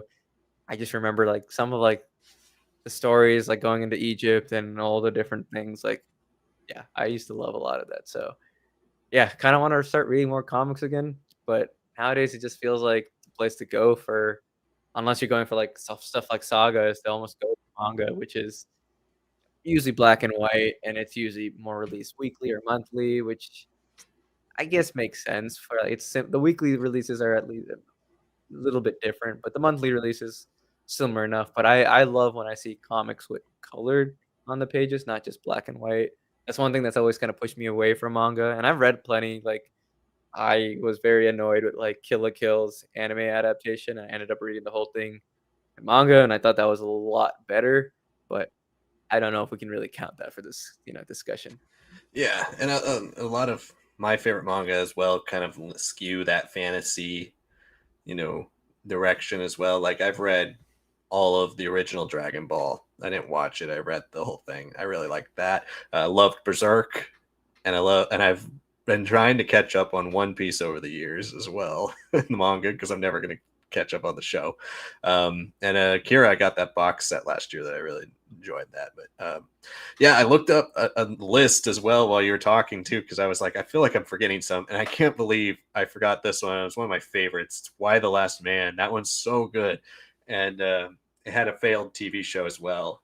But I loved Why the Last Man. That was one of the first ones I read when Mm. I was like getting back into comics in like freshman year of high school, 8th grade. So good. So definitely want to give that one a shout out as well. And then also blanked on a couple Alan Moore classics as well.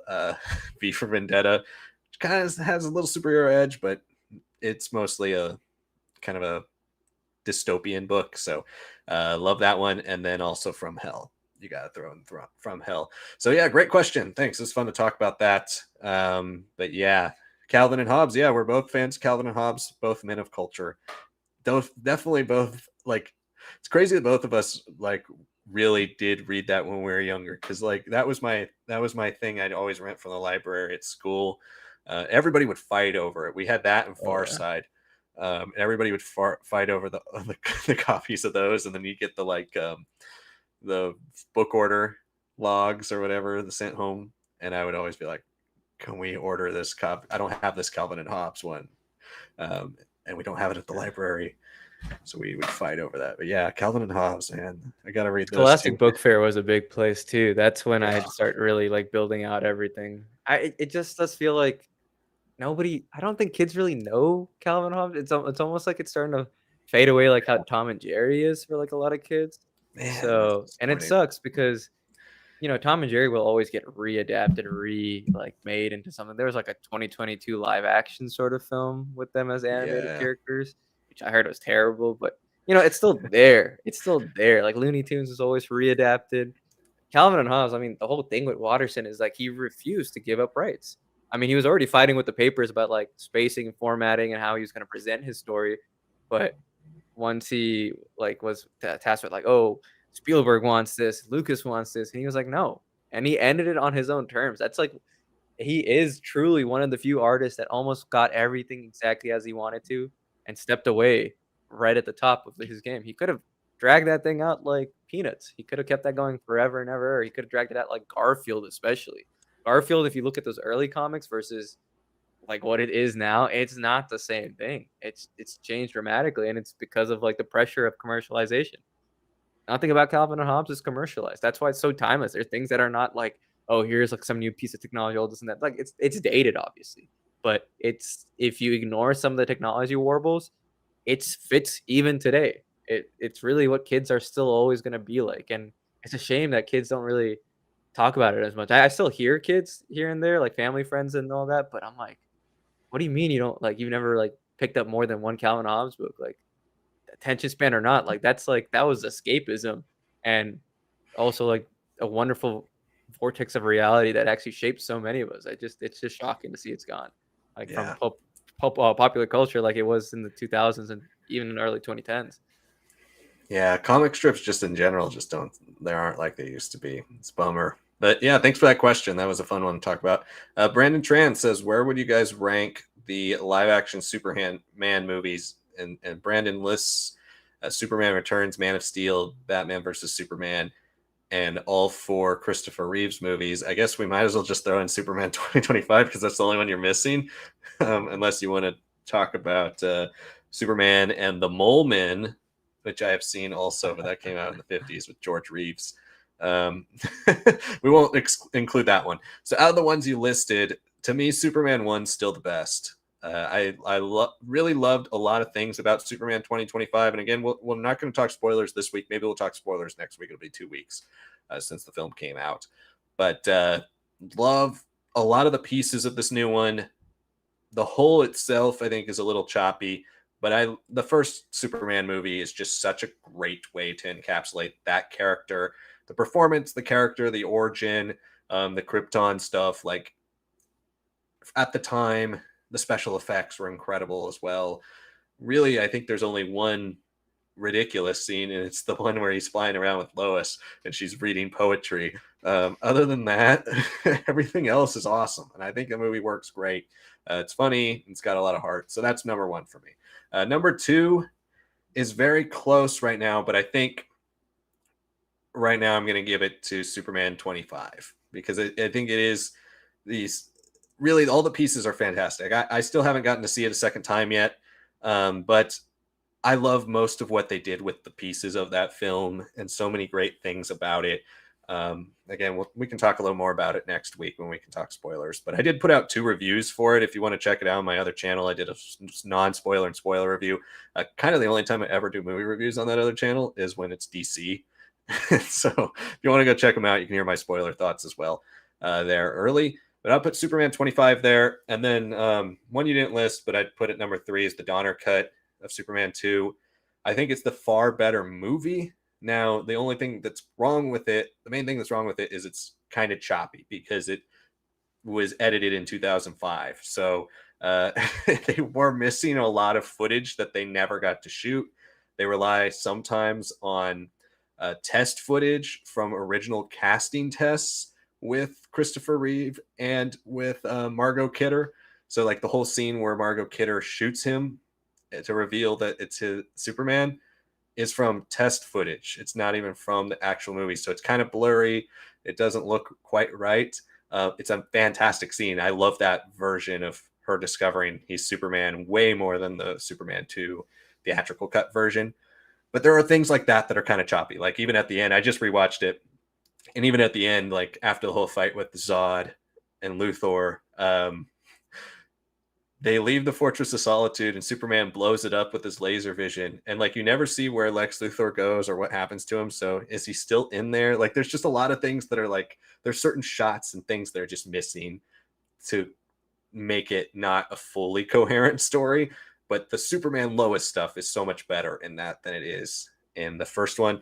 The only thing that sits weird about Donner Cut is that it has the original ending for Superman 2, which is the world spinning backwards, and she was supposed they that whole thing that's at the end of Superman 1 was supposed to be the end of Superman 2. And because Donner got fired for Superman 2, they decided, well, we'll just scrap that and we'll put it at the end of Superman 1 when Lois dies. And so that was a big change, but it also makes it, if you watch the Donner Cut and you don't know that, feel like they just did it twice. So yeah, it's kind of weird, but I do love the Donner Cut. There's a lot of great things about it. So that's my number 3. I'd go Superman 2 as number 4. It's still a really good movie, but it's not as good to me as the Donner Cut. The way it handles Zod, the way it handles Lois and Superman, I think it's a little better. Number 5 is Man of Steel. Or actually, I put Man of Steel at 4 ahead of the original theatrical cut of Superman 2. Man of Steel, there's a lot of things I disagree with the movie about. Like I said earlier, I don't like the way it handles Jonathan Kent.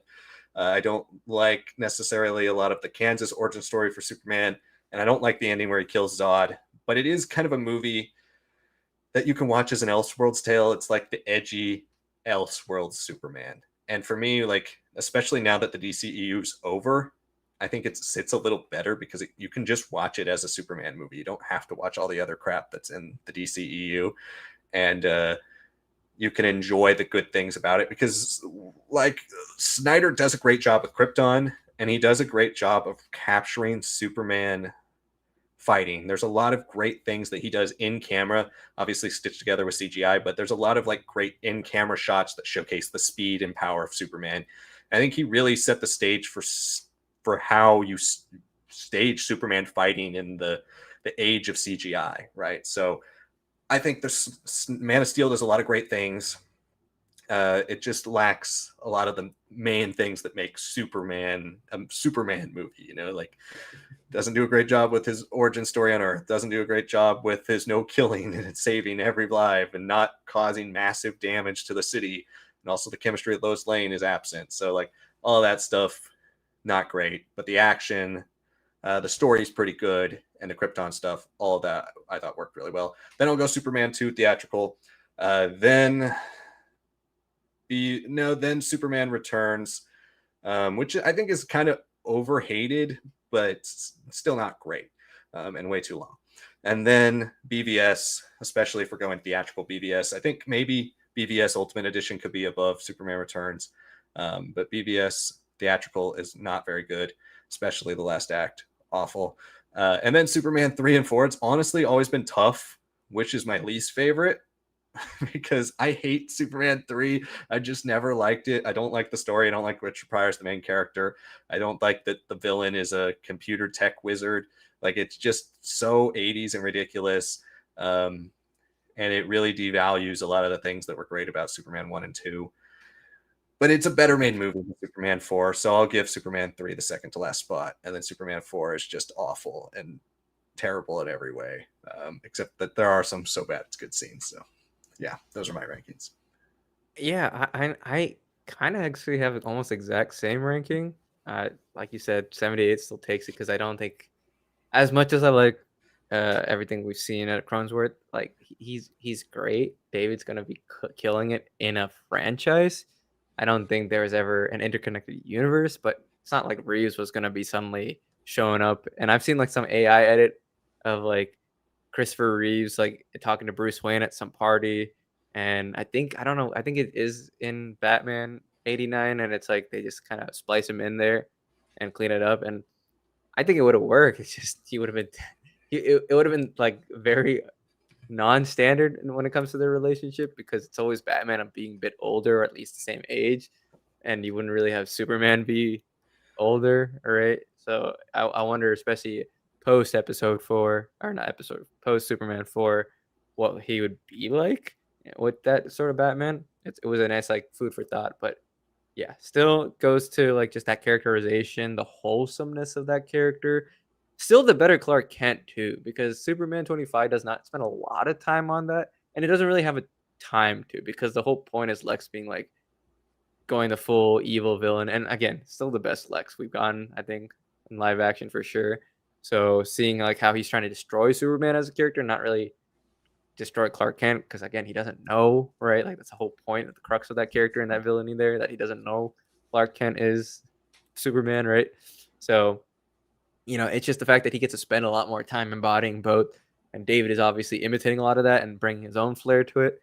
But yeah, I mean, Reeves killed it. I would have loved to have seen him. There's like an AI edit I saw of like a photo of him like in the Kingdom Come outfit. I wonder like just what a much older Christopher Reeves before his accident and everything would have been like, wearing like a very 70s inspired outfit and all that. I think that would have been awesome to see. Just a shame that we never really got that, right? So it's unfortunate, it is, but, well, I one Superman 78 and Superman 25, especially on a rewatch, I think one big thing that's not really spoiled that I think a lot of people have mentioned is, like, the first 30 minutes feels choppy, and there was rumor at one point that James Gunn had kinda done it like day 1, day 2, day 3, day 4 title cards, and you can really feel it in the beginning of the film. Not so Yeah. much towards the end, and I think when you watch it the first time, you're expecting still, there's no true origin, you're still hoping for a little bit of an origin. It's a lot. They throw a lot of things at you that I still think the title card stuff, the opening credit stuff should have been cleaned up or, like, the bottom half of it shown, not told, right? That show don't tell is always, like, a huge principle about filmmaking and that I just wish was trusted a little bit more, especially with everything going on with the main conflict in Baravia and all that. So I just wish we could have seen at least some of that or like a montage or something. And I mean, we've been hearing rumors too that Fantastic Four is kind of doing like a whole montage of their origin, of their like first big fights and everything. So I'm very curious to see how Marvel will handle that too, because it seems like they're skipping over true origin as well. But on rewatch, that 30 minutes sits a lot better, and I think it really does close the gap for me. I it's just that we probably would have gotten more time with Clark Kent if we didn't have Justice Gang, if we didn't have all the inter-universe characters. And then when you watch 25, you're watching an episode of Justice League that just happens to be Superman centered, right? When you're watching Superman 78, it's his origin story, it's how his connections are made with Lois, how he like becomes Clark Kent through journalist and all that. Like it makes a lot more sense. There's limitations for their time, but it actually puts way more emphasis on the character's duality, right? That's something that I think this film could have done with, like, another 10, 15 minutes, but for some reason, everybody's really going for that 2-hour runtime now or just under 2 hours. Even Fantastic Four is gonna do that. It just seems for more, show times per day, which I get, especially with how the superhero genre has kinda, like, lost a lot of its weight in the last few years, but still, there's just something about not being able to even at least see glimpses of the origin that I feel like are missing, and the fact that you don't get to spend as much time with Clark, and you don't really get to see an opening scene with Superman that would have, like, shown all of his characters and his attitude in this new film, and that's what's pulling it down for me, but him doubling down on who he is, doubling down on his strengths, on his weaknesses, and being Superman by embracing all of that, that's what 25 does really well, and I don't think 78 necessarily has a nuance for that, so it really just comes down to Reeves just being prototype and the archetype for it and having time with that duality that David doesn't really have so far. But with Supergirl, with whatever else he starts showing up in, I'm sure we'll have a lot of that fleshed out, and maybe that also makes this first film even better. But yeah, it's a close 1-2 for me. Donner cut of Superman 2 comes next, like you said. Um, Man of Steel, I will give 4 because I do like a lot of it. I just that 3rd act is just so much CGI waste. They get the power, they get everything really cool. Like, again, Snyder gets action. He gets making, like, superheroes feel super, without a doubt, but Mhm. yeah, I just don't love that he can't tell a story in under 2 hours, and when he's forced to, he's he's doing something that's crazy as, like, having to kill Zod. Like, Superman has so many different abilities, you don't think that he can't take on a full like, I don't know, that kinda goes against his whole character for me. I never really understood that.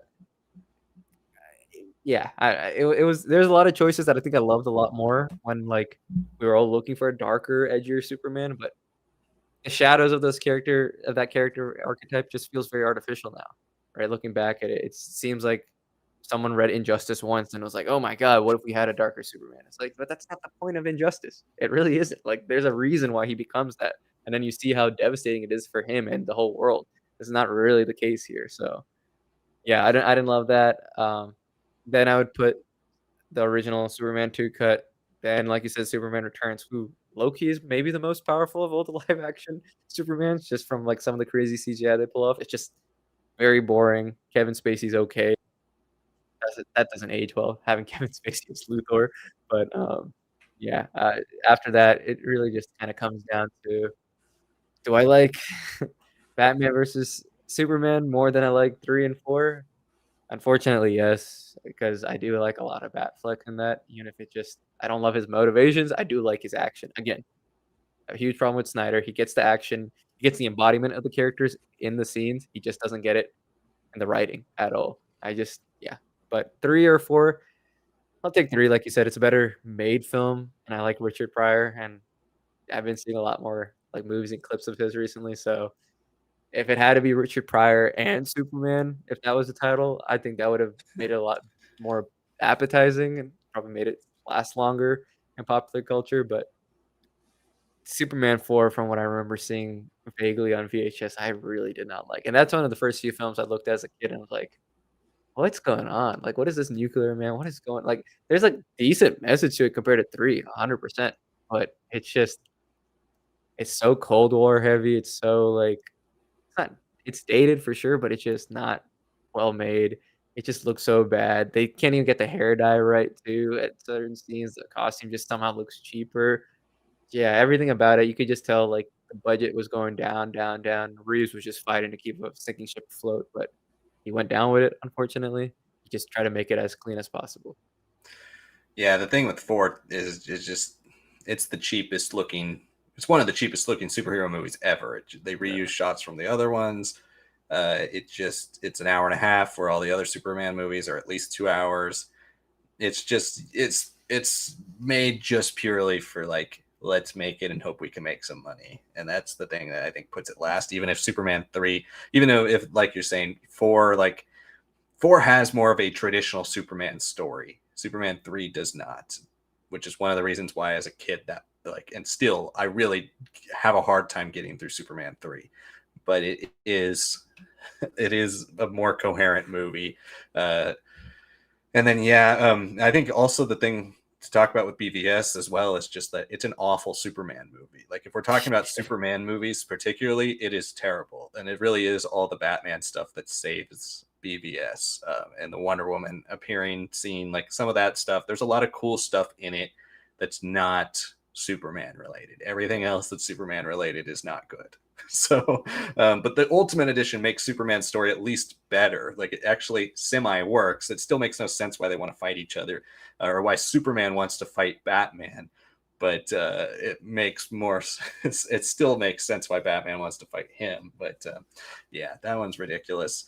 And then I think, and back to the 2025 comment, I also wanted to comment on that too. Like, you can definitely feel the beginning of the movie if it was supposed to be in that day structure. And I kind of speculated about that too in my reviews, because of the All-Star Superman, like, announcement that it was basically going to be an adaptation of All-Star Superman.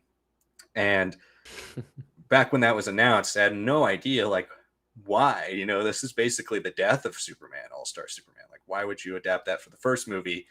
But structurally, that's what it felt like. So, that's where the change from Superman Legacy to Superman 25, I think, hurt the film, as they tried to take what was supposed to be snapshots of this guy's, not origin, but early years, and into this kind of anthology-esque movie, into a linear movie. And I think that definitely hurt the first 20 minutes or so. But yeah, thanks for that question. We are running out of time here. So again, if you want to make sure you get a comment in on tonight's stream, send it in via Super Chat or Priority Chat via Patreon and YouTube memberships. We're going to run down the last couple questions here and then get out of here. And hopefully, you guys enjoyed the stream tonight. Brandon's second question was, have you seen James Gunn's previous horror, comedy, and superhero parody movies he did before Guardians of the Galaxy, Slither, Super, and the first Scooby-Doo movie with Freddie Prinze Jr.? Slither's been on my radar for a very long time. I mean, basically since 2014 with Guardians 1. James Gunn to me, kind of funny enough, James Gunn to me was the guy who was on G4's top 100 video games of all time. That's who James Gunn was to me before Guardians of the Galaxy, because he has a couple of appearances on that they did that special, and I remember really looking forward to that when it was coming out, because I was really getting into kind of retro games back when they launched that top 100. And James Gunn was one of their like guest speakers talking about certain video games he liked. So that was who James Gunn was to me before Guardians of the Galaxy. But since then, I've wanted to see Slither. I don't have that much interest in Super, but because those are the only two James Gunn movies I haven't seen, I will watch them eventually. But Slither, I very much so want to see. I've just had a hard time finding it. As for Scooby-Doo, I've seen both Scooby-Doo live actions. They are really great campy movie, like time capsules. Not very good movies, but they're fun. Especially the first one is ridiculous and fun. So I think the script is honestly one of the best parts of the movie. And he wrote the script. He didn't direct the movie. So yeah, I thought he did a good job with that. Yeah, I haven't seen either of his I mean, okay, so there's not really a superhero movie. It's like alien parasites invading a small town. And Super is Rainn Wilson from The Office toy, so I kind of want to see that for that reason. But yeah, I don't know. It doesn't have great reviews. It just doesn't really appeal to me. I was born and brought up on the first Scooby Doo movie, not so much the second. I've seen it a couple times, and that's a much stronger, like classic like Mystery Incorporated film. Like it really does feel like an episode of the show, like halfway through the season. And I grew up on so much Scooby-Doo as a kid, not just here in the States, but anytime I visited India, they would have, like, all of, like they had the Laugh Olympics on, they'd have all the Hanna-Barbera shows. I saw so much of, like, everything that was tangentially connected to. I saw, like, the new Scooby-Doo stuff where, like, his cousins and all that. Like, I somehow have, like, a very dramatic amount of, like, Scooby-Doo knowledge stuck in my brain here, but, Scrappy-Doo wasn't good back then, and he wasn't good here either, but somehow James Gunn made it better. That was a kinda crazy thing to me, like, it kinda worked, right? And it just yeah, like, the whole twist with his character, especially with one of my favorite actors of, the '90s, right? So I was like, "Alright, I love that." It was a very interesting choice. But yeah, it's a lot. It's a lot of a film.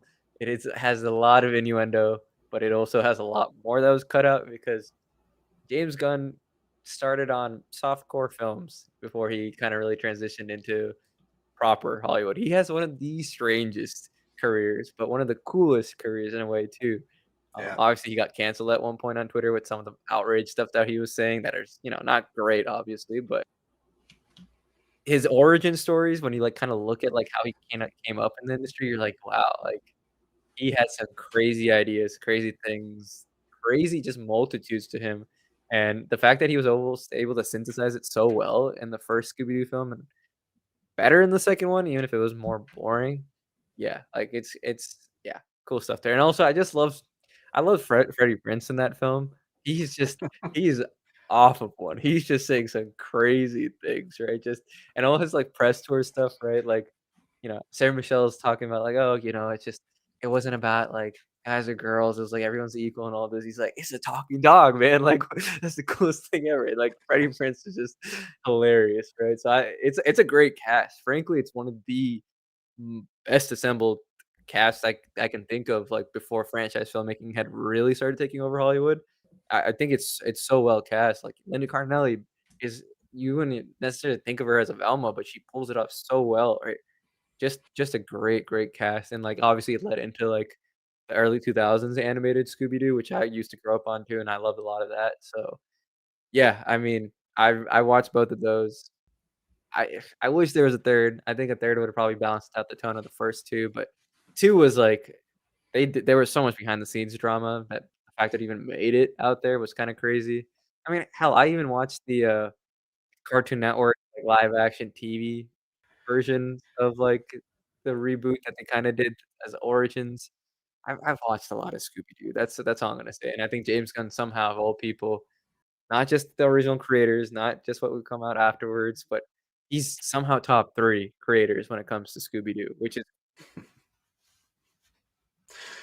Brandon's next question was, what were your guys' ideal Superman video game be? Even though we've gotten a few Superman video games like Superman Returns, Lego Batman 2, and Nintendo 64 Superman. We don't talk about Nintendo 64 Superman. That is one of the worst games ever. Uh, I think Superman's just like inherently almost impossible to make a video game about because it's just like where it's like the Dragon Ball Z problem they've had. There's great Dragon Ball Z fighters when you can, pit one Dragon Ball Z character against another.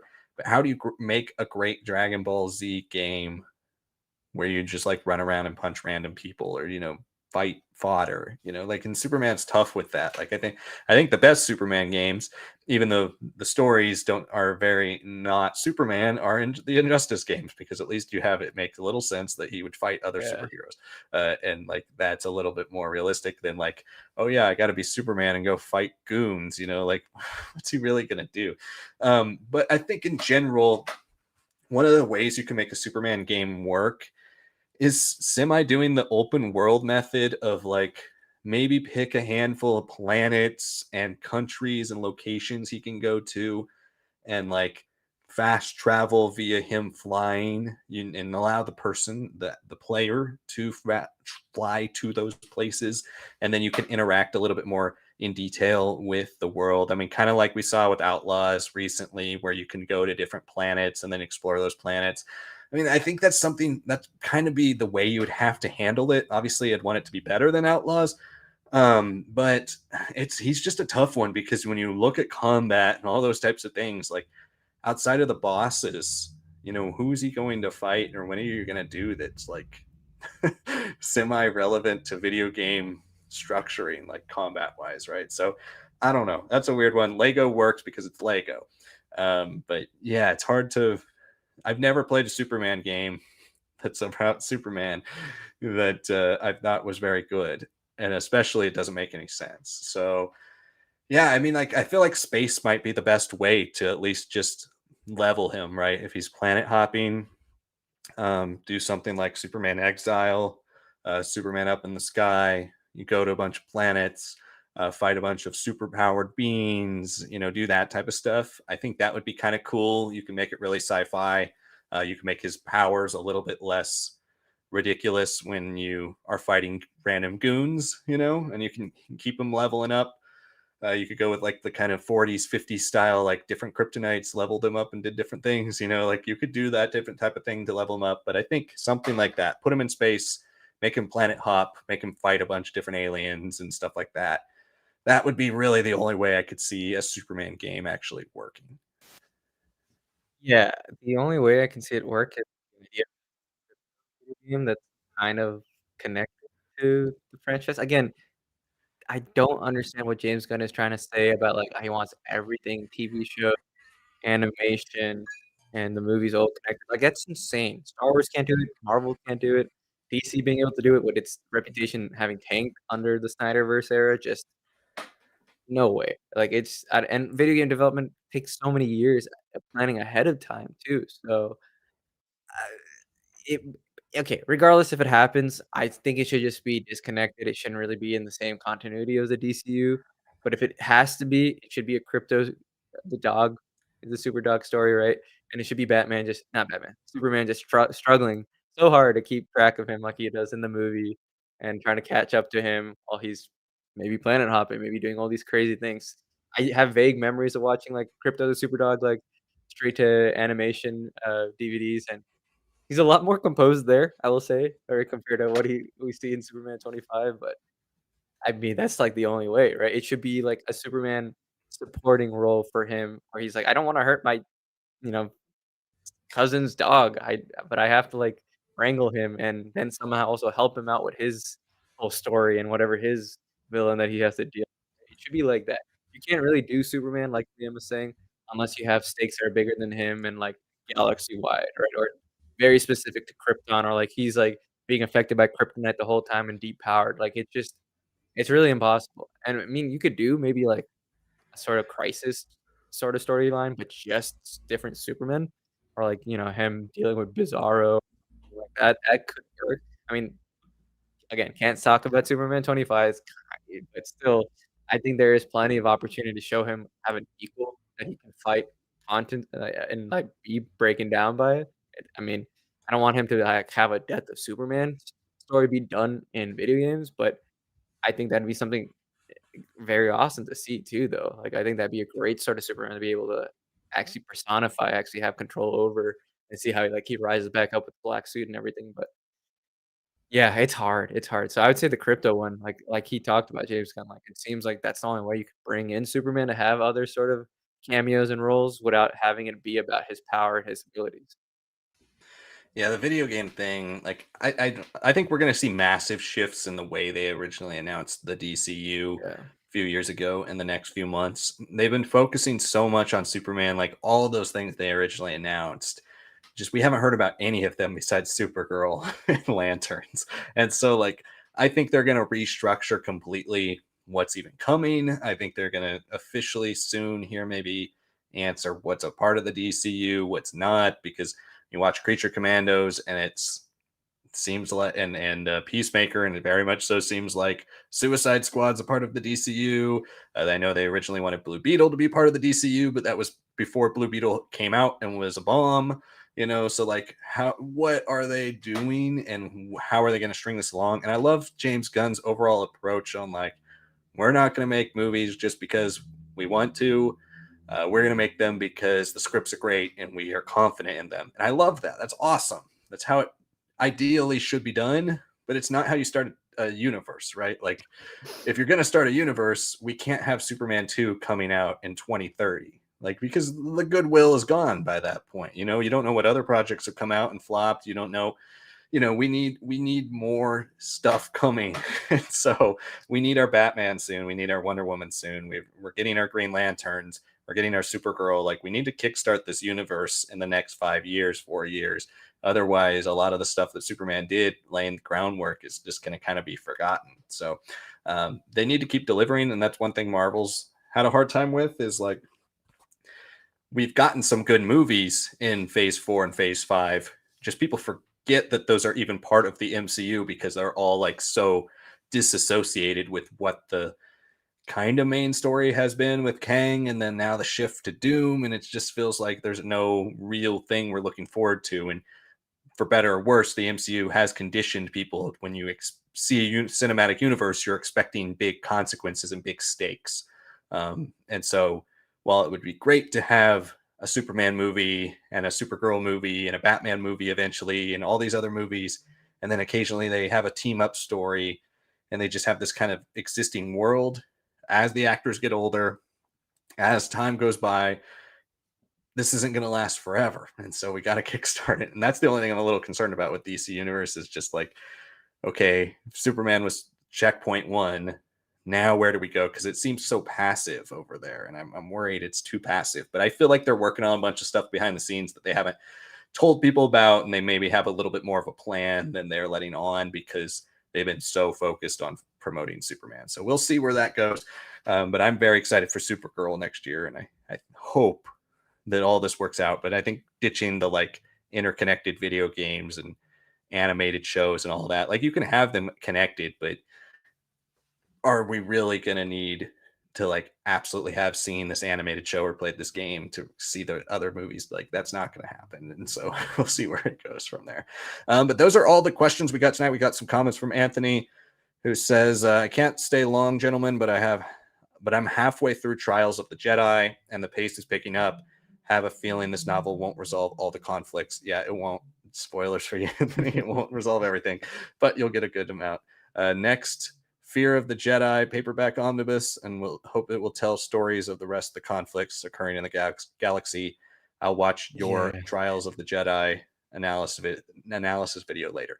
And then also says, I think it's great that George Lucas's Museum of Narrative Art is opening. Yes, I was struck by the starship architecture. Immediately recalled the Gaze Electric to me.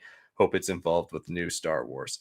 And then Yassine Mohammed says, hey, Liam, what's up? And hey, Sonic, just tuning in. Hey, Yassine, hopefully you enjoyed the show. But yeah, Anthony, I was reading those acronyms too, like those, my mind went to when you said TOTJ, I was like Tales of the Jedi, and FOTJ, Fate of the Jedi. So Right. I'm glad you also put the full thing there for us, because I would have been very confused. But yeah, thanks so much for joining us tonight, guys. That's going to wrap up our stream. Hopefully you enjoyed the conversation. Stay tuned for next week. We'll be back next Tuesday to do news and Q&A. Hopefully you enjoyed today's stream and enjoyed the content that's coming on the channel, because we have a lot of content up on the channel. Sonic just posted the Let's Play for the Outlaws DLC. So we have that up. We've had some good edits from the show about specific topics. If you want to check that out, the Complete Legends book timeline went up about a week ago as well. And we have shorts every Monday, Wednesday, Friday, as well as polls twice a day, every day. So make sure you check all of that out. If you want more content, check out our Patreon and YouTube membership programs. There are a variety of tiers, and hopefully you find one that's right for you, including tiers that give you extra live streams as well as priority chat access on these live streams. So make sure you check all of that out. More people are watching right now than have liked the video, so it would help us out a lot if you could like the video, subscribe if you're new, and join us every week, every Tuesday, for these live stream and Q&As. Thank you so much for watching this stream, everybody, this week, and we will see you all next time.